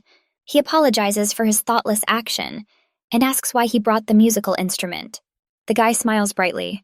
"You don't need to apologize, she's for you," he replies, stunning the lady. He tells how he bought the viola in the shopping street with thoughts of the Duchess. He does not know how to play musical instruments, so he gives it to her. Parme turns away, praises the Duke's ability to invent a good lie, but is not going to accept his gift. "If you refuse," Angelo begins, "then she will have to gather dust in the pantry." His words cause doubts in the girl. He manipulates her, telling about a certain person who dreamed of buying a single copy at any price, and about the work of the master. All this will settle with dust on the viola. However, instead of pressuring the girl to the last, he asks her to fulfill his request to thank him for the gift. "That's what you want," exclaims Parme, but he can't even imagine how to repay this viola. The Duke asks her to show the office with a very interested glint in his eyes. Parm mused that it won't expose his lie with Lady Urzetta, but he won't make such decisions on his own. She promises to think about this matter, and until then, Angelo interrupts her and lets her take the viola, since it will be very difficult to return it to the store. The girl is silent for a while and then angrily asks not to do things her way all the time, which amuses the young man. He asks for permission to continue working on the portrait, and offers to go outside today for this purpose. Parm is stunned by his offer. Somehow they can be noticed by someone who does not need to know about their relationship. Finally, she agrees to go outside. The two headed towards the garden where no one usually goes. The lady listens as the Duke describes the sunshine, mocking that he is more like a real artist. "You shouldn't compare brilliant knowledge with abilities," he replies. Parm notices how modest he is. "Denying the truth is hypocrisy, not modesty," Angelo says, laughing. The girl also laughs heartily. It became much easier for her to be in the company of Duke Levanto. He also feels more at ease around her. Looking at her smile, I want to smile myself. He notices the beauty of the garden, looking at the various flowers, while Parm wonders how beautiful the garden is in Levanto. He sighs, imagining that Levanto's garden, although larger, is not as beautiful as this one. Now you need to find a cozy place where you can sit them both for a comfortable process. Angelo asks not to take the canvas anymore, but Parme does not listen to him, as if looking through him. She looks at the boy's back in horror when he notices something strange in her behavior. Not far from them was her friend Leah, who was collecting flower buds. She feels sorry for the cooks, who so urgently needed a pink jam that can be made from these flowers. But suddenly the girl turns around, hearing some strange sound. Parmy managed to hide behind massive bushes. Not noticing anyone, Leah plans to leave. Just in case, she collects a few more buds and goes back to the palace. Parm sighs in relief and then hears Angelo's voice. "Would you get up?" he asks. The lady only now pays attention to what is sitting on the Duke's lap. She gets up abruptly and wails to the whole garden, apologizing and justifying the situation, as if that girl is her sister with whom they recently had a fight. She mentally apologizes to her friend, while Angelo is still sitting silently on the ground, hiding his confused face under his long hair. The old man slowly stands up and picks up his glasses from the ground. His voice is quiet, more like a whisper. Parm assumes that the Duke is angry with her for such a prank. She can't see the expression on his face, which makes her uneasy inside. She sincerely apologizes, but he does not allow to negotiate. Hastily recalls the newly invented meeting. Angelo turns and walks away. His neck turned red from embarrassment. This is exactly what Parm notices, but he does not even guess about the real reason for the redness. She worries that she has angered the Duke very much with her behavior. She watches as the boy's figure gradually recedes further and further away, while a canvas and a pencil lie nearby. She takes the portrait with her. On the way to the room, he plunges into thinking about the situation. Parm approaches the table, where the Duke of Levanto's gift still lies, a magnificent viola. However, the girl was happy when she saw the instrument. She touches the gift carefully, as if anything could break its strings. The most pleasant thing is that this gift was chosen according to Parm's passion. But even so, Angelo does not know what is really going on inside the girl, because he is worried about Lady Urzetta, who quite often accepts such gifts. Now Parma should definitely apologize to him for today. Surely it is worth fulfilling his request. First, you need to discuss this matter with Lady Urzetta, who is currently outside the palace. She stands in front of her favorite bookstore, where she can get stuck until the night. Her face lights up with happiness that she can visit such places any time. The lady wonders what books were brought to Lantero's bookstore that day. At the same moment, the real Duke Ligieri Levanto is sitting inside the room reading a book. Upon entering, the girl is met by a librarian, who informs her that there are new books on the second floor that would be interesting for the lady. She trudges up the stairs, wondering what books she will find on the shelves. However, her gaze first catches what the girl definitely did not expect to see. A young man is sitting in front of her, not at all interested in the question of who has just gone upstairs. In his hands lies a book, into which he has plunged his head. Urzetta begs to distract him from the book for a moment. Ligieri sighs heavily. It seems to him that she is just another woman who wants to get to know him. He looks up at her and immediately says that he is already engaged, hoping that after that she will turn around and leave. However, this did not happen. The lady was only surprised and said that she did not turn to him for that. He points to the spider sitting on the boy's clothes. "Is this your pet?" He shouts to the whole store, jumping out of his chair when he notices a big spider. He flies to the floor but does not manage to live for long, because the next moment one of the books cuts off the spider's life. Ligieri looks at the floor because his own fear screams that he should not take his eyes off the 8-legged one. Just then, the girl picks up the book and shows the other a black spot on the cover, what was left of his fear. He makes a fuss again, asks to remove it.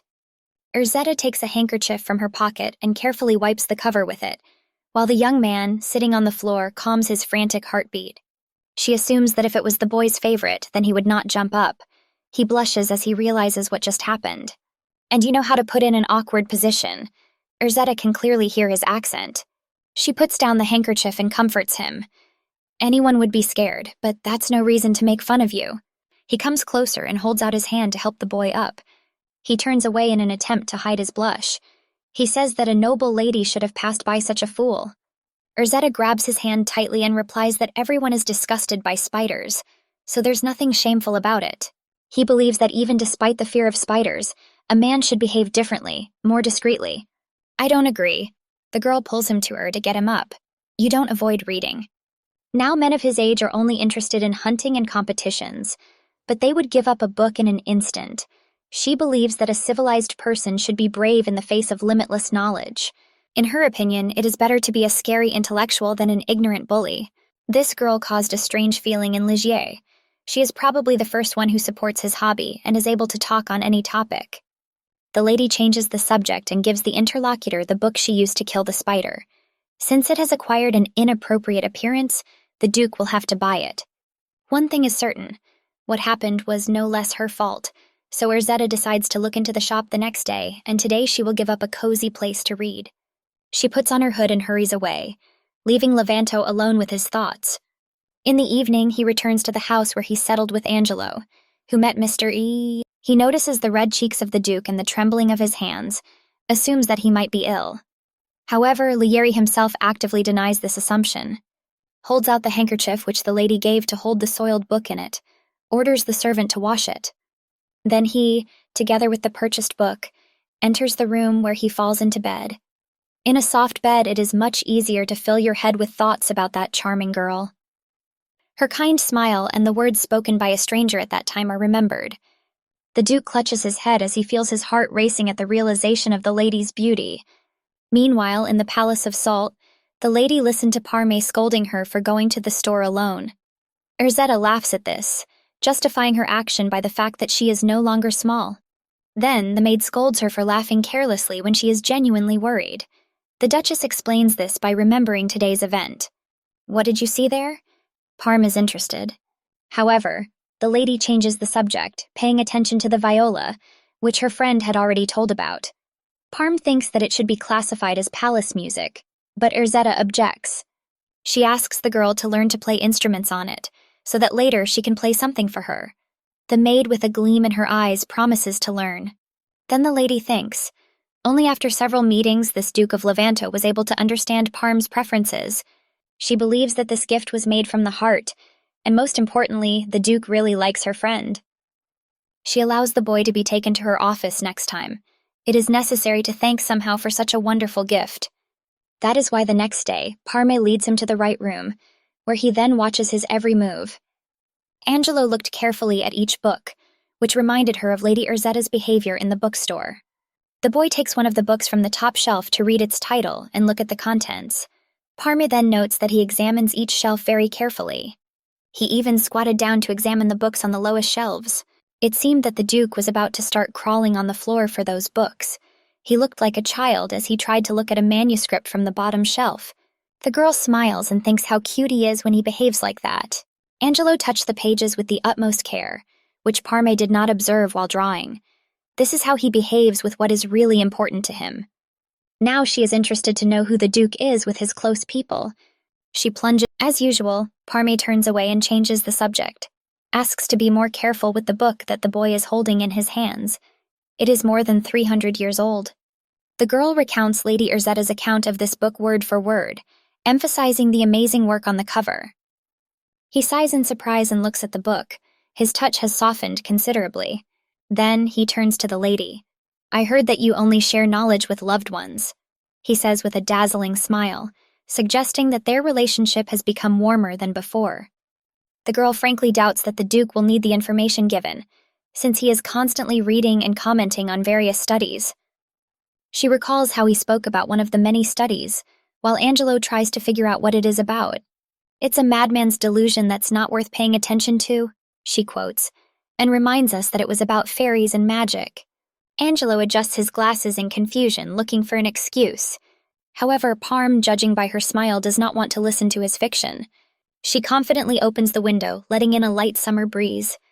He looks at the beauty of nature, not paying attention to the guy's attempts to attract the lady's attention. The girl wanted to ask a question which made Angelo tense up. A thought was clearly wandering in his head. Parm turns to him with a charming smile. You still don't believe in them? The boy looks at her silently. Maybe he chooses the right words. Or maybe he is not going to give his answer at all. In the end, he confirms the very interestingness of the idea, but expresses his skepticism about the study, because he believes that the world will be in chaos if everything is believed in sequence. Based on his answer, Parm assumes that he has never encountered magic. Then she must show the Duke real magic. The sun behind her suddenly begins to shine with incredible brightness, and the wind blows inside. Angelo narrows his eyes and covers them with his hand. This will amuse the girl. She stops her magic and laughs, pretending not to understand how this happened. But suddenly, a very strong wind hits her back, which makes it difficult to keep her balance. Parme resists in every way so as not to fall. Usually her magic does not bring danger to herself, but this is something new and very dangerous. When the wind dies down, the Duke approaches the girl to make sure she's okay, but she does not allow to come closer. Parme rubs his fist on his sore eye. Something must have gotten caught in the uncontrolled wind. You shouldn't touch with your hands. Angelo grabs the lady's wrist.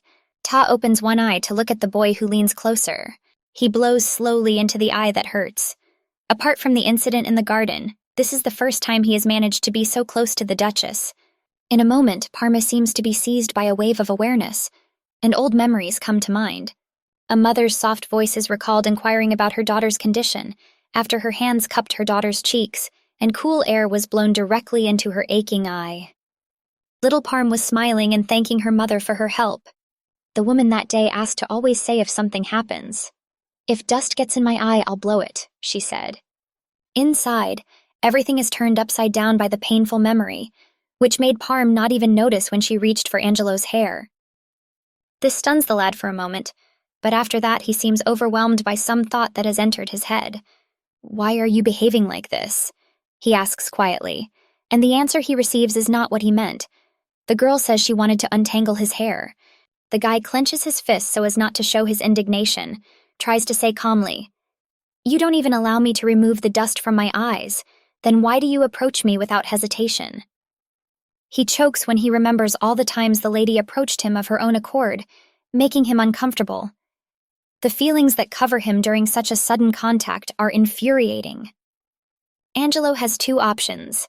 Either she treats everyone like this, or he and his attempts to get closer are like a wall for her. Parm's body trembles almost imperceptibly as she realizes her mistake. Out of surprise, the girl says a completely stupid thing to calm the Duke down.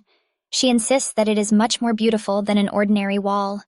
The guy is silent for a few seconds, after which he apologizes to the lady and picks up the glasses that flew off the floor during a strong wind. He puts his glasses back on his nose and heads for the exit, finally saying that he had a nice time. Parm wanted to stop him, but she didn't know what to say. In the end, she just watched as the massive door opened, behind which the Duke eventually disappeared. A few days later, the festival began, for which everyone was so diligently preparing. The evening streets were filled with laughter and lights.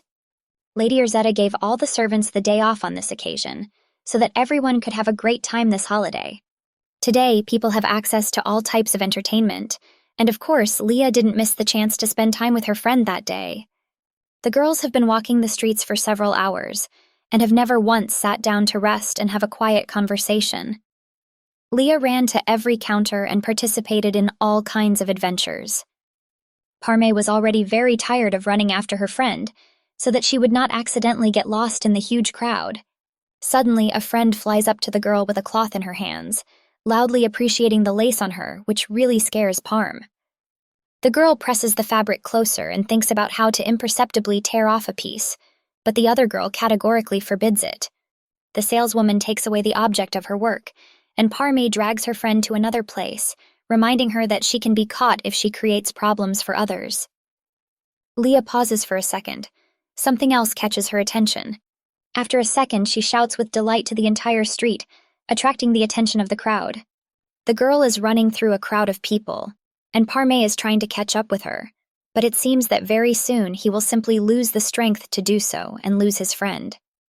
Leah curses herself for forgetting about the performance that was supposed to take place that evening. She simply has to look at Joel, the hero of girls' dreams. The owner of red hair makes her way to her friend, carefully and awkwardly smiles at the people she accidentally pushes, apologizes, and moves on. Parme is sure that the beauty of that actor is not worth such suffering. Besides, he will definitely not be more handsome than the Duke of Ligieri. She turns her gaze to the stage and forgets what she was thinking about. The girls stood so far away that the actors looked like insects to them, and their performance was not heard at all. Leah barely holds back tears when she notices a man on stage playing a nobleman. Parm is amazed at how her friend is able to distinguish actors from such a distance. But she returns with a menacing look and says that there is no better man to be found in the whole world. Parm tries to take a closer look, but doesn't even think he's handsome.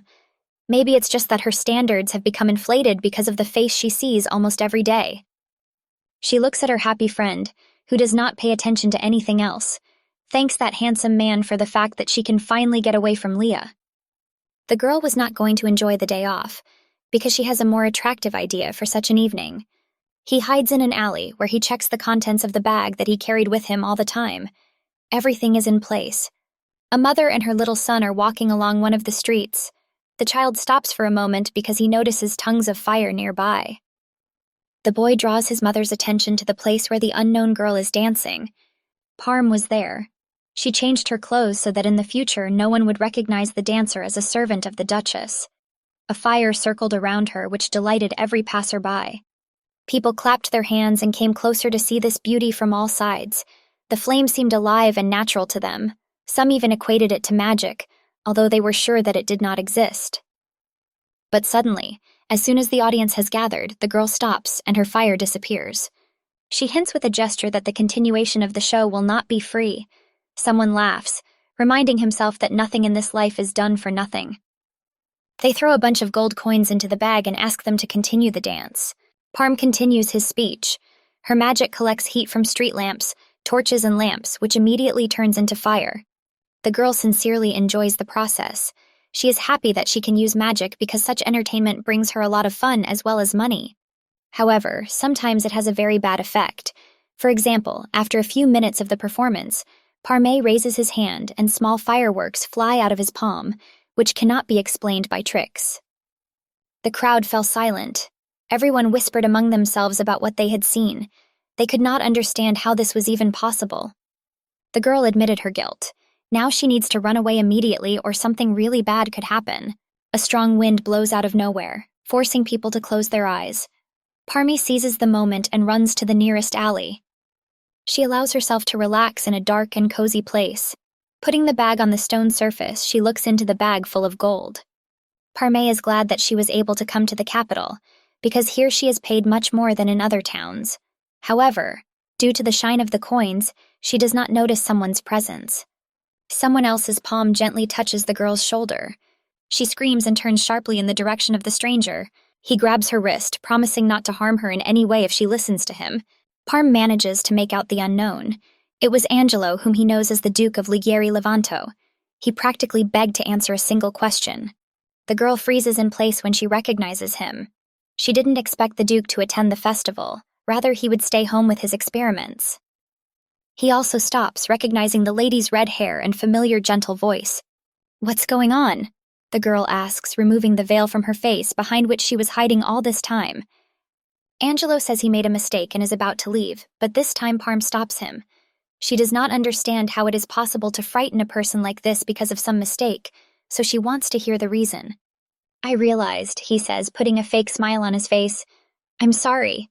At the moment when he says that he would not have followed her if he had known that it was the Duchess, Parm's heart stops. It turns out that he could see how the girl used magic. Maybe he really saw it with his own eyes. Last time the Duke called magic superstition and sectarianism, so what would he do if he saw Parm's power? She lets go of Angelo's hand and laughs excitedly, making up something about the indistinct silhouettes of the night. "So what did you see?" The girl is interested. How did someone talented use fire as if by magic? But of course there is no such thing as magic. She is trying in every way to justify herself so that the Duchess is not accused of witchcraft. Angelo interrupts her train of thought, agreeing with the words about the silhouettes with the most innocent face. "And if I didn't see anything, then there's nothing to talk about." The guy adds. Parm decides to leave as soon as possible, so as not to arouse more suspicions with his behavior. She says goodbye to the Duke before turning around. However, Angelo did not want to end the conversation. He stops the girl for the second time, asks her to tell a little about the holiday, as she does not understand at all why so many people gather for it and what they do in general. He tries to look innocent when he suggests that it might be difficult for the lady to finally agree. Parma is speechless for a moment, which he uses to think. She agrees, as Angelo had hoped. At the festival, it is customary to pray for a good harvest and glorify the sun. Young girls are also waiting for a fateful meeting on this day. Tricksters and spectators entertain themselves on the streets. And on the other hand, there are those like Lady Erzetta. Noble families are always accompanied by many servants. They must be present at the official dinner, and these formalities have already bored the real Duchess. This holiday is created absolutely for everyone, but then why should Erzetta watch the fireworks from her bedroom window? The Duchess changes into Parm's clothes and runs to the gate to escape to the real feast. It's not the first time she's done this, so there shouldn't be any problems. The guard lets the girl pass indiscriminately, since only servants wear such clothes.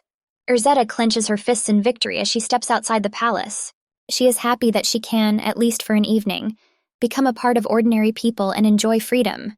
Suddenly, a man calls her and offers her a beer with a tasty snack. She is grateful for the offer, but unfortunately, she did not take any money with her. Then the man says that it is free, arguing his kindness with the holiday and Erzetta's resemblance to his daughter.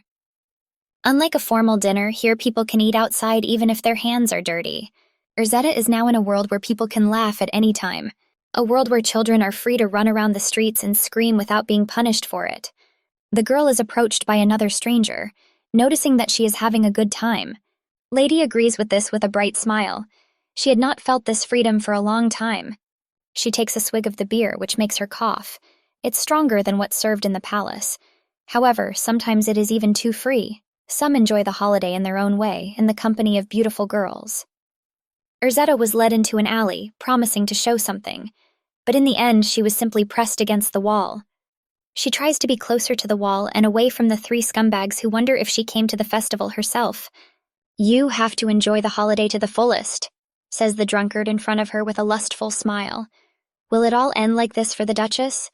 He approaches the girl and offers to voluntarily go with them. Erzetta silently tries to assess the situation. She hears a strong smoke from something approaching. It turns out that they are more inadequate than any sober man. She advises them to mind their own business, which genuinely surprises the scumbags. The one who came closest laughs and gently threatens, blocking the exit to the crowded street. When they talked about a certain lesson she had to learn, she felt uneasy inside. At that moment, another man enters the alley. He turns to Erzetta, scolds her for leaving him. When asked who he is, Duke Ligieri Levanto takes off his hat and answers that he is the husband of the lady whom the three wanted to take with them. Erzetta looks shocked at the boy she met recently in the bookstore. What the hell, man? Do you have a question for my wife? He gently hugs the girl and holds her to him to protect her from the drunkards. The three panicked and began to make excuses that they only wanted to ask for directions. Ligieri mentions that there is a guard behind this alley. He threatens offering to take them to him. Trinity quickly flees as far as possible from prying eyes. The old man turns to the girl and asks if she is okay. "Couldn't pass by seeing a familiar face," he says with a smile as Erzetta tries to remember where they met. At first, the stranger's red face pops up in his head when he nailed the spider sitting on him. She calls him Spider-Man, which again puts the boy in an awkward position. However, he is glad that she remembers that meeting. Erzetta apologizes for such a nickname. She assumes that he came from abroad precisely for the festival, and the Duke cannot understand how she guessed that he was not local. The girl attributes this to his accent, and then Ligieri pays attention to her high society-like speech. However, her clothes do not correspond to a respectable person at all. Guesses it might be a disguise, but gets no response. The Duchess did not want to directly talk about her origin, justifying it by the fact that there are different situations. Levanto offers to accompany the girl all the time, but is refused. "Are you suggesting that I return home to a strict father with a strange man?" He offers to lie that they are old acquaintances. Erzetti likes to lead a word game and watch how a stranger will find a way out. Now she recalls that both their meetings were accidental. "It's going to be hard if you're going to act like my husband." She made the Duke blush with just one phrase. He begins to worry a lot and make complete nonsense of his excuse. The girl tries to calm him down. She smiles and sincerely thanks for the help, but now it's time for her to go home, and for the boy to enjoy the holiday. Erzetta hopes that Sola will bring many pleasant experiences to the foreigner. He tries to stop her before she runs away again. And he succeeds, albeit not for long. Lieri wants to know the name of a stranger who has been in his head for several days, asks for a name instead of thanks. And what about you? The girl turns to him, waiting for him to say his name. They both don't want to tell the truth. It's too early for that. The Duchess reminds, before you know someone's name, you need to say your own, an unspoken rule of all countries. Parabik mutters under his breath that this situation is definitely hopeless. He tries to gather all the courage he has to tell his real name. Since Urzetta owes him a thank you, she lets him know her name first, thanks to a game of Achilles' 3 questions. Then Lieri begins, having guessed what he should do. Shall we play riddles? The lady explains the fairly simple rules. Someone asks the question first. If the other gives the correct answer, he wins. The one who loses reveals himself at the masquerade ball. Usually only couples in love play this game to have fun, but these two must play wrong. Urzetta announces that a masquerade ball will be held at the Palace of Soleil. If she loses, she will say her name, and if she wins, the boy will do it. A fair deal, but the Duke needs to weigh things up. The girl mentions the rapid passage of time and asks what time it is, which snaps the young man out of his thoughts. He finds his pocket watch. The small hand was approaching 8 o'clock. Urzetta says the ball will start at 9. The most important thing is that you do not need to confirm your identity. It is enough just to have the appropriate appearance. The girl turns around again. Now she will definitely leave, as it is necessary to prepare for the ball. Levanto wants to stop her again, wants to listen to her gentle voice a little more. And Parme still conducts a tour for Angelo. By now they had reached a small bridge, from where you could see people riding in boats. Originally, the man-made canal was meant for agricultural purposes, but now lanterns are let into it on the last day of the festival. It symbolizes the return of light to the sun, which is at the end of the river, the girl says, while Angelo's attention is drawn to something else. Parm glares at him. She can't understand why he asked to talk about the festival if he doesn't listen to her at all. If she were asked to show the face of an interested person, she would show Angelo last. He's just stuck in his own thoughts and doesn't pay attention to anything else. You're not interested at all? The girl crosses her arms. In response, she hears a denial of this assumption. Parm sighs heavily and asks Angelo not to force himself to listen if he's not interested. She wants to suggest that everyone go their own way, until suddenly, with a sharp movement, he pulls her towards him, scaring her. Where Parm was standing a second ago, a horse is now walking and pulling a cart behind it. The guy asks to be more careful and pay attention to what is happening around, but it seems that his actions only annoy the girl more. She yells at Angelo for pulling her to him with force. He understands that most likely he hurt her. Parm continues to express his indignation, this time emphasizing that it is not customary to grab duchesses by the collar. Meanwhile, behind her, some drunkard is scurrying. Then Angelo gently takes the lady by the waist and gently pulls her towards him until her back touches his body. That is better, he asks, getting closer to the girl's soft red hair. A drunken man walks past them and mutters something unintelligible. Angelo then decides to let the lady go. He offers to continue the tour, but this time he does not listen to Parm. Every time it is more and more difficult to find an explanation for his actions and his own feelings. I wonder what he really is. I wonder why he is trying so hard to please her. The girl grabs his hand and once again tries to find out why he approached her after the speech with fire. It is necessary to understand as soon as possible what is going on in his head. Angelo hesitates to answer. He doesn't know what to say, and he doesn't know what he was feeling at that moment. But in the end, he says that he just missed her. Parm is stunned by this answer. They look into each other's eyes, and it is very difficult to tell that it was a lie. They really look like they are in love. Suddenly, the people dancing around them stopped. The girls pulled Parme over an imaginary line to do something for their hearts. The guys pull Angelo in the other direction and ask if everyone knows the right dance. He tries to escape from the hands of strangers, but they hold him tightly, laughing. While the boys soothe him, the girls stick 3 flowers in Parm's hair, highlighting her green eyes. After that, they are encouraged to perform a dance. Lady shouts to Angelo to hear her. It is trying to convey that they should perform the dance that the youth perform in the square. Asks him to just dance it, which only scares the young man more. People start playing a moving tune. It would not be the best decision to refuse such a trifle on the day of the holiday. Angelo panics because he can't dance. He does not know how to move to the beat of the music. Parm grabs his hand and asks him not to worry about this. He just has to do what she says. Chula, you are extremely clever, she says with a charming smile. It's not difficult, so focus on my instructions. He takes 3 uncertain steps to the left when he tells the lady to do so. The body does not obey and shakes with uncertain movements. But even so, Angelo tries his best to keep his balance. And next to him, the same dance is professionally performed by Parme. She watches the boy's movements and praises when he does everything correctly. Then you need to face your partner. They put their hands on each other's shoulders. This time, such closeness confuses only the guy, because the lady completely gave herself to the dance. Rumors don't lie, she says happily. You really are very smart. Angelo tries to answer something, but the girl interrupts him. She wants to fully enjoy the dance with the Duke, and nothing else bothers her at this moment. Parm laughs loudly during the dance. It seemed that the dancing skills had long since disappeared. She looks at the confused boy who is trying to remember everything the lady just said and repeat it. It warms the heart. Along with him, they remember the days that seem to be lost somewhere in the depths of children's memory. The girl laughs again without interrupting the frantic rhythm of the dance. Why are you laughing? Angelo is interested, even pausing for a moment, and Parm just can't understand how it happened that the Duke never danced. It looks cute and funny. She circles around the boy while she develops her opinion, considers that this is a good opportunity to learn this skill and may need it in the future. Well, now it's your turn to catch me. Parm holds out her hand as her smile widens at the feelings she gets from dancing with him. Angelo seems to be losing his mind at this very moment. This girl is so charming that he loses all his confidence with just one look. His palm touches the warm palm of the lady who was able to change his feelings so easily. All the next time he watched how Parm carelessly circled, admired her smile, and repeated her every move. After performing the dance, girls and boys go in different directions. Now they must say goodbye to their partners by touching each other's cheeks. Parme regains his breath as long as he is able to remain still. She says it was a lot of fun and definitely lifted her spirits. She raises her head to look into her partner's eyes and wonders if he liked it.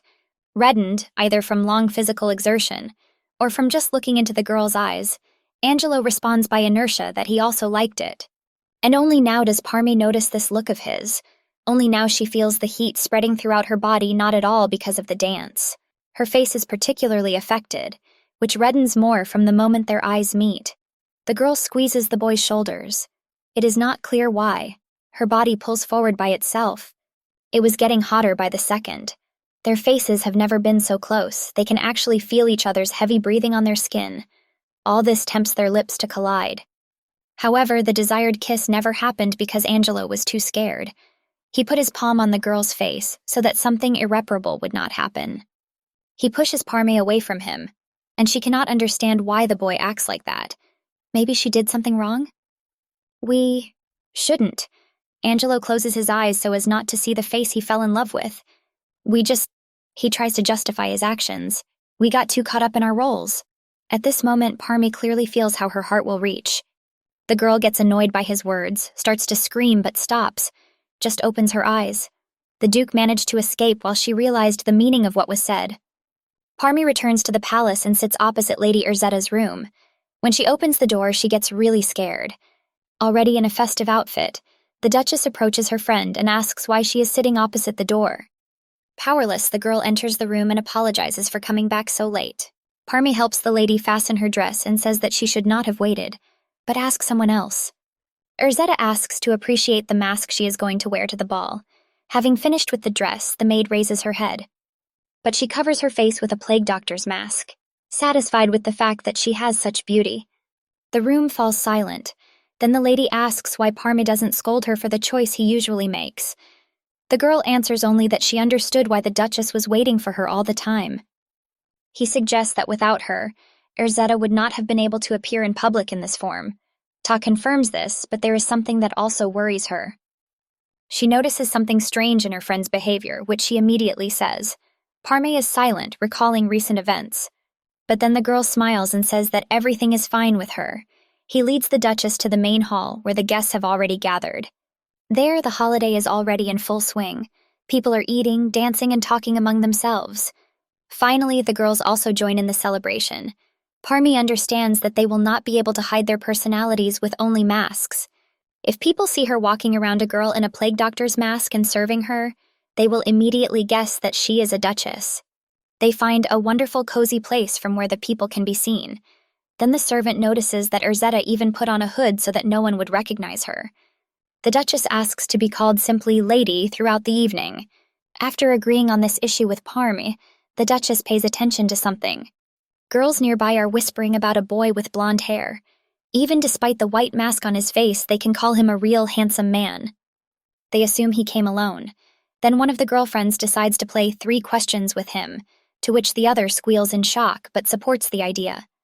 The girl has already started to think of an easy question, but her thoughts are interrupted by another one, who points to that young man. He approached the lady in the plague doctor mask and bowed to her in front of many people. The Duke's heart beats wildly, and his face heats up when he invites the girl to play 3 questions of Achilles. But at first she is surprised, and then she recognizes him as the one who saved her an hour ago. She wonders how he recognized her. Lieri tries to collect his restless thoughts and explains that he recognized her figure, height, and hands. Parm immediately felt disgusted with this man. She was outraged that some man just walked up to the Duchess and offered her this game. But even so, the servant does not forget about the agreement and does not mention the name when addressing Lady Erzetta. However, she already agrees to the game. With a wide smile, which is difficult to see through the mask, the girl offers to find a more comfortable place. The Trinity moves to the balcony, where the lady specifies the task. The person who suggested the game should start, and you should also ask questions about yourself. Parm blinds the glass door so that no one can see. She notices the two and realizes that this stranger is a guest of Lady Erzetta and seems to be having fun with him. She suggests adding time limits as well, but Ligieri objects, saying that he almost invented the first question. He sighs to calm down and voice his question. I have a very valuable thing. It is something that neither the heroes of legends nor the great rulers have been able to dispose of intelligently, he began. It can destroy even the bravest of warriors. It can move mountains, but it is elusive, and its tip is an arrowhead. What is it? The Duchess begins to reason with delight, slowly repeating each part of the riddle. She turns around to be inspired by the surrounding nature. The first assumption was some legendary weapon, and perhaps something from the gods. If it's something pointed, it could be lightning. The old man was already glad that she did not guess and wanted to inform her about it, but the girl interrupted him, adding that he would not have been able to bring the lightning. The lady guesses that no one can overcome old age, mentions the pointed arrow and that the boy brought it with him. She instantly names the answer, time. He points to it and mentions the mechanism that tells the time. Accordingly, his pocket watch was what the Duke had in mind. Erzetta smiles triumphantly and asks if she guessed. Lieri swallows saliva, realizing that he will lose. Something inside trembles at this realization, making my throat feel too dry. He blushes, but despite all the difficulty confirms the girl's correct answer. Erzetta smiles at the boy's reaction.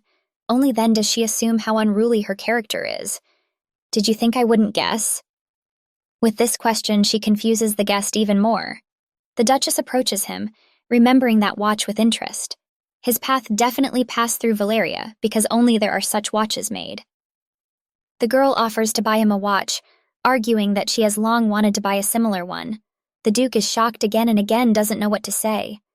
Ligieri almost agrees to give the watch to the charming stranger, but she interrupts him again, saying that she is joking. Erzetta gives 10 seconds for him to come up with the next question. The Duke says that this time is not enough, but the girl stands her ground because she can lose if she gives one wrong answer. As the lady counts down the time, Parme pours himself some wine.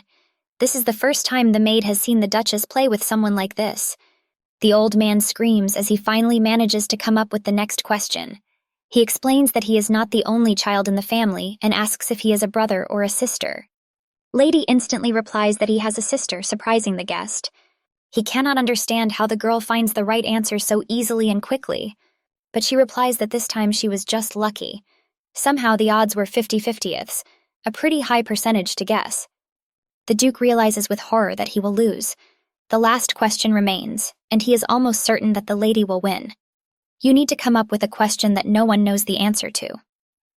He asks if the girl has heard of Levanto. Of course, she had heard about the lands with which her country shares a common border. The guy says he was born there. I am Ligieri, heir to the Archduke of Levanto, he suddenly says, Is it true or false? Suddenly, both of them hear the glass breaking. They pay attention to Parma, who was standing aside the whole time. The girl dropped the glass of wine from her hands after hearing the last question. The Duchess breaks away from the game and asks if her friend is injured. Ta sits down on his knees to remove the remains of the glass and wipe the stain from the sweet drink. Hands tremble with terror, because of which the glass cuts the skin of the careless servant, just as she picks up the first fragment. Erzetta instantly runs over to help her. The girl tries to assure the Duchess that she is fine, but she continues to wipe the blood from her friend's palm with a handkerchief. Parm even forgets about their agreement and calls the lady by her real name, which both of them don't pay attention to. Lieri heard it. He instantly understood that Erzetta was the real name of the mysterious stranger. She removes her mask and turns to the boy when she realizes that he now knows her name. Only now a burning awareness cuts through the body, causing a chill to run down the spine. Erzetta approaches the young man and completely denies the possibility that he is the Duke. Indignantly, he informs that he knows the real Levanto and they don't look alike. "You've lost," she says, turning to the maid. "Now I'll go." Lieri removes his mask and shouts that he is really the Duke of Levanto. He tries to stop the girl, wants her to believe. He sincerely wants to stay in her company in the future. "Your Grace," Parm suddenly addresses in a daze. It seems to the servant that this really could be true. The boy heard this address, which is used only for dukes. The lady suggests treating the cut first, and then deal with the situation that has developed today. She opens the curtains. Through the glass door, you can see how the monastery is burning nearby. Erzetta freezes in place, watching the tongues of flames destroying the building. She remembers her teacher, a man who served at the monastery all his life. Heart beats faster than ever. Abbot Bathos should be there, surrounded by fire. The girl feels sick. Her legs do not obey at all. I want to just fall on the floor and scream at the top of my lungs, but the maid helps me stay on my cotton legs. The Archduke approaches the girls and addresses his daughter. He is sure that she is at her worst now. "I was informed just now," he says, watching hot tears roll down his daughter's cheeks. The lady hugs her father with all her might. She asks to send someone to rescue the abbot. The man tries to calm her down when he says that he has already sent people there. He looks at his daughter's reddened face and asks her to rest in her room. Turns to Parm, asks to help the Duchess get to her bunks. The maid bows, having understood her task. On the way to the room, both remember the words of the Archduke. The abbot said that he would go on business in the evening, so there is a possibility that he was not there. Already in bed, the Duchess reminds her friend about today's incident on the balcony. She wants to know what it meant. Because of the fire, Erzetta forgot to ask about it until returning to the soft and cozy bed. She recalls how Parm used to say, "What, really?" The maid looks away to pick up the words and build a logical sequence. After a few seconds spent thinking, Parm decides to tell everything to the lady as it is. However, the maid decides to turn on the light with her magic first, but for some reason, nothing came out of her at all. The girl diligently rubs her eyes to see the magic rays, while the Duchess tries to understand why she suddenly fell silent. Parm looks around the room again and this time realizes with horror that he does not feel magic. A long time passes before the girl wakes up in her room from a headache. She sits down and looks around. The room was in real chaos.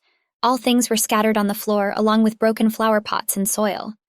It was too difficult to remember what had happened after returning home, but was it Parm who had turned everything upside down? Suddenly the door opens, and the green eyes of the younger brother look out. He goes inside and inquires about his sister's well-being. "It's better," she replies after accepting the fact that she arranged it all by herself. Parm raised a palm to her face, remembering that she suddenly lost her magic that day. It was a terrible feeling, which is difficult to describe in a single word. The girl remembers how she ran home after discovering the problem. Already in her room, she began to throw absolutely everything she could get her hands on at the walls. Soon, Ronzo came to the room and gave his sister something to drink, which made her fall asleep almost immediately. Parm returns to reality. It is hoped that it happened due to an excess of negative emotions, and now perhaps her magic has returned. However, an attempt to connect the water drops together did not bring any results. The palm remained empty. Then Ronzo says with the help of gestures that he made too strong a decoction, because the sister did not wake up for a long time. The brother shows his index finger, thanks to which he announces that Parma slept the whole day. The girl immediately ran to the palace to Lady Erzetta. She cursed herself for leaving without a word that night, without coming to see the Duchess the next day. She enters the ladies' room and the first thing she does is apologize. However, something made her stop mid-sentence. Before her stands Lady Erzetta, sad with a tearful face and in mourning clothes. It turned out that the abbot's affairs were cancelled that day, and he remained alone. Rescuers first found his clothes. The lady insisted on being shown the body, but was refused by all, as it was difficult to identify the charred remains. On the day Parm slept, a mourning ceremony was held, attended by almost the entire country. The funeral was held in accordance with his status. That day, the Duchess could not stop the endless flow of tears. "But I was worried about not being able to see you, Parma," she says sadly. She wonders what trouble happened to the maids that day. Parm clenches her fists to hide all her anger at herself because of the absence of the Duchess at the most difficult moment, although it is her direct duty. In the end, she couldn't lighten Erzetta's burden, and didn't even deal with her problem. The girl punishes herself for everything that happened and did not happen. She considers herself guilty. Self-hatred grows rapidly, which she cannot cope with, and tears roll down her cheeks. Parma found the strength to announce that she had lost her magic. After that, tears flowed in a river that could no longer be stopped. At that moment, the lady did not even begin to blame the servant, who for the first time in 5 years of service saw such a heavy and tired look of Erzetta. In the end, the girl silently hugged her friend. While the gentle hands of the Duchess caressed Parm's back, she cried into her shoulder for a long time. A few hours later, there was a knock at the door, announcing that the Duke wanted to see the lady. Erzetta asks the servant the reason for such a sudden desire to see her, but he did not name the reason. The girl turns to her friend and asks to go with her. The boy is surprised that the Duchess is taking a maid with her, and Parm informs him that the lady is weak after the grief she has experienced, so she must be escorted. Parme doesn't know how much longer Erzetti can last after losing her magic. However, she will do her best to help her while she has the chance. The Duchess was looking at the floor all the way, but even so she noticed something strange. She turns to her friend and says that this path does not lead to the office. At the end of the corridor, down which the servant leads them, there is only a derelict guest room. This gives a bad feeling to the lady. They could have met anywhere, but this particular room was chosen, which no one had entered in years. The door of the room opens in front of them. Parm promises to be by his side under any circumstances. This time she will definitely be with the Duchess. Archduke Soleil was sitting at the table, and his wife, Erzetta's mother, was standing next to him. The man offers his daughter to sit down first. The conversation probably won't be pleasant. The girl approaches her parents to ask why they have gathered together. Maybe an important guest is coming? The father does not give any answer. Instead, he asks someone else to enter the room. The door creaks open behind me, and the servant lets in the young Duke of Levanto, this time the real one. "Erzetta," her father addresses her while she tries to accept what she sees. As I said, a very distinguished guest has arrived. The old man looks at the floor when he is introduced as Erzetta's future husband. The Archduke turns to Ligieri, offers to sit down as they still have many things to discuss. Both girls cannot understand why him. Why is Ligieri Levanto the guy now? It turns out that his words that day on the balcony were true. And is he a real duke? Erzetta's father tells how the servant, who is currently in the room, told that the two had secluded themselves on the balcony during the ball. The man's voice lowers, becomes rougher as he wants to hear an explanation. Why do I hear that without my knowledge, hiding in my lands and walking around my palace? Someone spends time with my daughter at night. He raises an indignant look at both of them. Ligieri is afraid of the Archduke's steely voice. He tries to come up with an excuse as quickly as possible, and the first thing that comes to mind is the desire to meet his bride once more. However, the Archduke does not even want to hear anything from the young man. He does not allow me to finish the sentence, saying that he was not addressed. He turns the same angry look at his emotionless daughter, suggests that the Duke of Levanto has been acting inappropriately, or planning something nefarious towards her. The girl sighs, preparing an answer for her father. She returns to that and explains that Parm was with her all the time, who would protect Erzetta in case of doing something bad. It is also said that the Duke came to the festival as part of his travels. Probably he wanted to have a good time at least once, not like Duke Ligieri, so he hid his identity. And when he came to the ball, he met Erzetta. She assures her father that their conversation was brief and innocent. The man does not take his eyes off his daughter for a few seconds, and then heaves a sigh of relief. He hopes that the girl is not deceiving. He sincerely wants to believe her and does exactly that. Then the Archduke concludes that young Levanto is a reckless ignoramus if he invades foreign lands. There should be punishment for this, perhaps even from the father of the young man. The guy jumps out of his chair and shouts to the whole room. He notes that he is already engaged to his husband's daughter. Are you afraid that the father will not spare even his own son? The Archduke says annoyed when Ligieri starts a conversation about his father's conservatism. The woman next to her is trying to calm the man down. He really falls silent for a while, remembering the same stormy youth as the guy he is fighting with now. This time he promises to turn a blind eye to their lies, but advises the Duke to return to his country. Until then, a servant named Alibo must follow his actions. The man then ends the conversation and allows Levanto to leave. Milena, on the other hand, wants to talk to her daughter personally and asks to come to her. Erzetta walks slowly towards her mother, but stops for a moment near the Duke and whispers as quietly as possible, "If you really are Ligieri." He freezes in place, although he was about to leave a few seconds ago. "Then who did you send to my palace?" The girl stares at him with a murderous look. He wants to answer something, but he has no words for an excuse. Erzetta walks past him and turns to her mother, ignoring the boy's attempt to explain. Nor did Parm notice that the lady had said anything to him. After that, she was ordered to wait in the room. On the street, on the way to the rooms of the Duchess, the maid is stopped by a man who recognizes her as a person who is always near Erzetta. He introduces himself as Engineer Feven. The girl recalls the dispute between scientists regarding the development of Elio. Then a book flew into this engineer's face. He wonders where the Duchess herself is now, and hearing that she is talking to the Archduke, asks Parme to tell her something. Tell them that the plan is already ready, but we definitely need scientist Elio.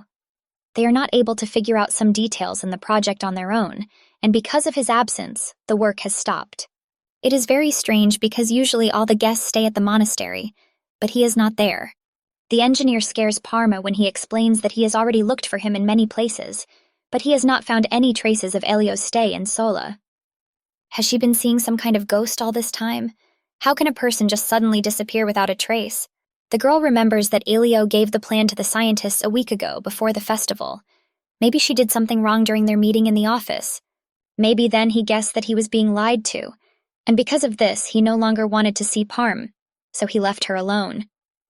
She tries to let go of bad thoughts, the truth of which cannot be proven. At the moment, she has a more important problem, the loss of magic. Parme is once again annoyed with herself at the thought of a mysterious boy with multiple personalities. The girl comes to the room of the Duchess, tries to repeat the words of Feven, but Erzetta interrupts her because she wants to discuss something first. "You've seen the Duke's true face, haven't you?" She is interested. The servant shuddered at another mention of that mysterious person. The Duchess adds that she does not blame her for what happened. She suggests starting first as this topic is of great concern to Parme. She tells that she has already seen the Duke, and that it was she who suggested coming to the masquerade ball where they met. Parm is stunned by this information. She shouts to the entire room, wanting to hear the details. Then Erzetta smiles and offers to figure everything out calmly. She talks about her first meeting with Duke Ligieri, accidentally calling him Spider-Man. It can be concluded that he also did not know what the real Duchess of Soleil looked like. Erzetta is glad that at least some part of this story turned out to be true, but they still have a lot of questions for Elio. Parme had already managed to inform that Feven needed his help, elegant enough to pretend to be an heir. In addition, if he is able to develop a complex project alone, then he has an outstanding mind. How could such a person disappear? Searches can be very difficult. Parme gets annoyed with herself again because there's really no point in looking for him. What should she say when she meets him? The girl tries to assure herself that it is none of her business. Erzetta grabs her friend's hand and promises to find Elio. She's sure he's back in Mr. Ligieri's service, so she just needs to contact the Duke. Just during the conversation with her mother, the girl promised to correspond with the groom. And if they are engaged, then there should be no problems. Parm tries to refuse the lady's offer. "You suffered more than anyone else," emphasizes the Duchess. She is obliged to find him and repay him for everything he did to her friend, for example, slap him or something like that. Parme asks not to do this. Even if they find Elio, the girl will no longer be able to help the Duchess. She worries about losing her magic, He is afraid that Urzetti is no longer needed, which sincerely shocks her. So what do you think of me? The maid tries to explain her point, but she doesn't succeed. However, Urzetta already perfectly understands what is going on in her friend's head. She is afraid that without magic, she is not valuable to the lady. Parm, you're not just magic, she notes with a smile. The girl should help not only with the research of everything related to magic, but also with routine matters. The Duchess sits down across from the maid on the floor and lists every job that Parm has done flawlessly. One thing is certain, it was the girl's magic that brought them together. But Urzetta assures that now she is needed not only because of the amazing gift. Therefore, I will try my best for you, the lady concludes, causing the maid's cheeks to blush. Now they must write a letter to Duke Ligieri to find out what happened to Elio. After 5 days, a response from the guy arrived. Parm went out into the yard to take the letter and take it to the lady. In his answer, young Levanto wrote that it was not he who really came to the first meeting, but his servant Angelo. However, he assures that he did not give any more orders. He did not know that Angelo continued to get close under his name. I myself cannot understand what was in his head, he writes. He also explains that after returning to the country, he started looking for the servant, but no one saw him. Nothing is known about him except his real name. It is not known whether he has family or friends. No one has ever even heard of such a servant, like a real ghost. Urzetta reads the last lines of the letter, where the groom promises to look for him in the future, and will definitely inform if he finds any information. And he doesn't know that, and he doesn't know that. The Duchess is angry. If you're lying, you should at least try to make it look like the truth. Meanwhile, Parme is sitting by the fireplace. She is sad that no one can tell where Angelo has disappeared to. Urzetta asks to throw the letter into the fire because there are only lies upon lies. The Duchess is outraged that Ligieri accuses the servant of the theft, which Parme hears about for the first time. Did Elio steal something? The servant asks, and the lady covers her mouth with her palm, realizing that she said too much. Then the girl remembers the incident in the office. She wants to know exactly what has disappeared. Maybe it was clothes, or maybe some expensive jewelry. But Urzetta says that there was an ordinary book of magic. Parm does not immediately hear the lady's answer, but realizing what she said, she has even more questions. The Duchess recalls an incident that happened 9 years ago. Then my father's people rebuilt the destroyed church, and specifically, they dug up a large tree near it. Little Urzetta followed the process and saw with her own eyes how the tree fell after the hard work of the builders. Under the roots was something unusual, similar to a pile of dry branches. When one of the workers retrieved the find, he discovered a book inside. As if new, under the roots of the almond tree lay a book of magic. The girl took this book for herself and immediately ran to the room to read its contents. What was written was similar to records made centuries ago related to the study of sorcery. Such an old thing was very carefully hidden, as if for future generations. It didn't matter to Urzetta if the truth was written there or not. The very existence of such a book was like magic. Since then, she delved into this topic and began to study magic in detail. After hearing this story, Parm became even more angry. An incredibly valuable thing for a lady has disappeared. Urzetta insisted that she no longer needed the book so much. She didn't even notice the loss right away. Of the foreigners, only Elio was in the Duchess's office. Parme recalls how he asked to see the books as soon as he entered. So far, he is the only suspect. The maid suggests that this was Duke Ligieri's order, but the lady denies this and reminds him that it was he who called her research into the existence of magic the delusion of a madman. The Duchess assures her friend that she really does not need the book, arguing that Parme will be sad if she continues to study magic. She is afraid that the servant will consider herself useless because she will not be able to help with the research. Parm's eyes shine with the nobility of the lady. However, the reason is not only that. Urzetta won't make a great ruler by learning magic. She would probably be sent to Levanto after her marriage. It started as a childish curiosity, so it's time to forget about it. The Duchess discovered the disappearance only when she wanted to flip through the book again, so she did not want to tell her friend. Parme, I can no longer hear the depressed voice of the lady.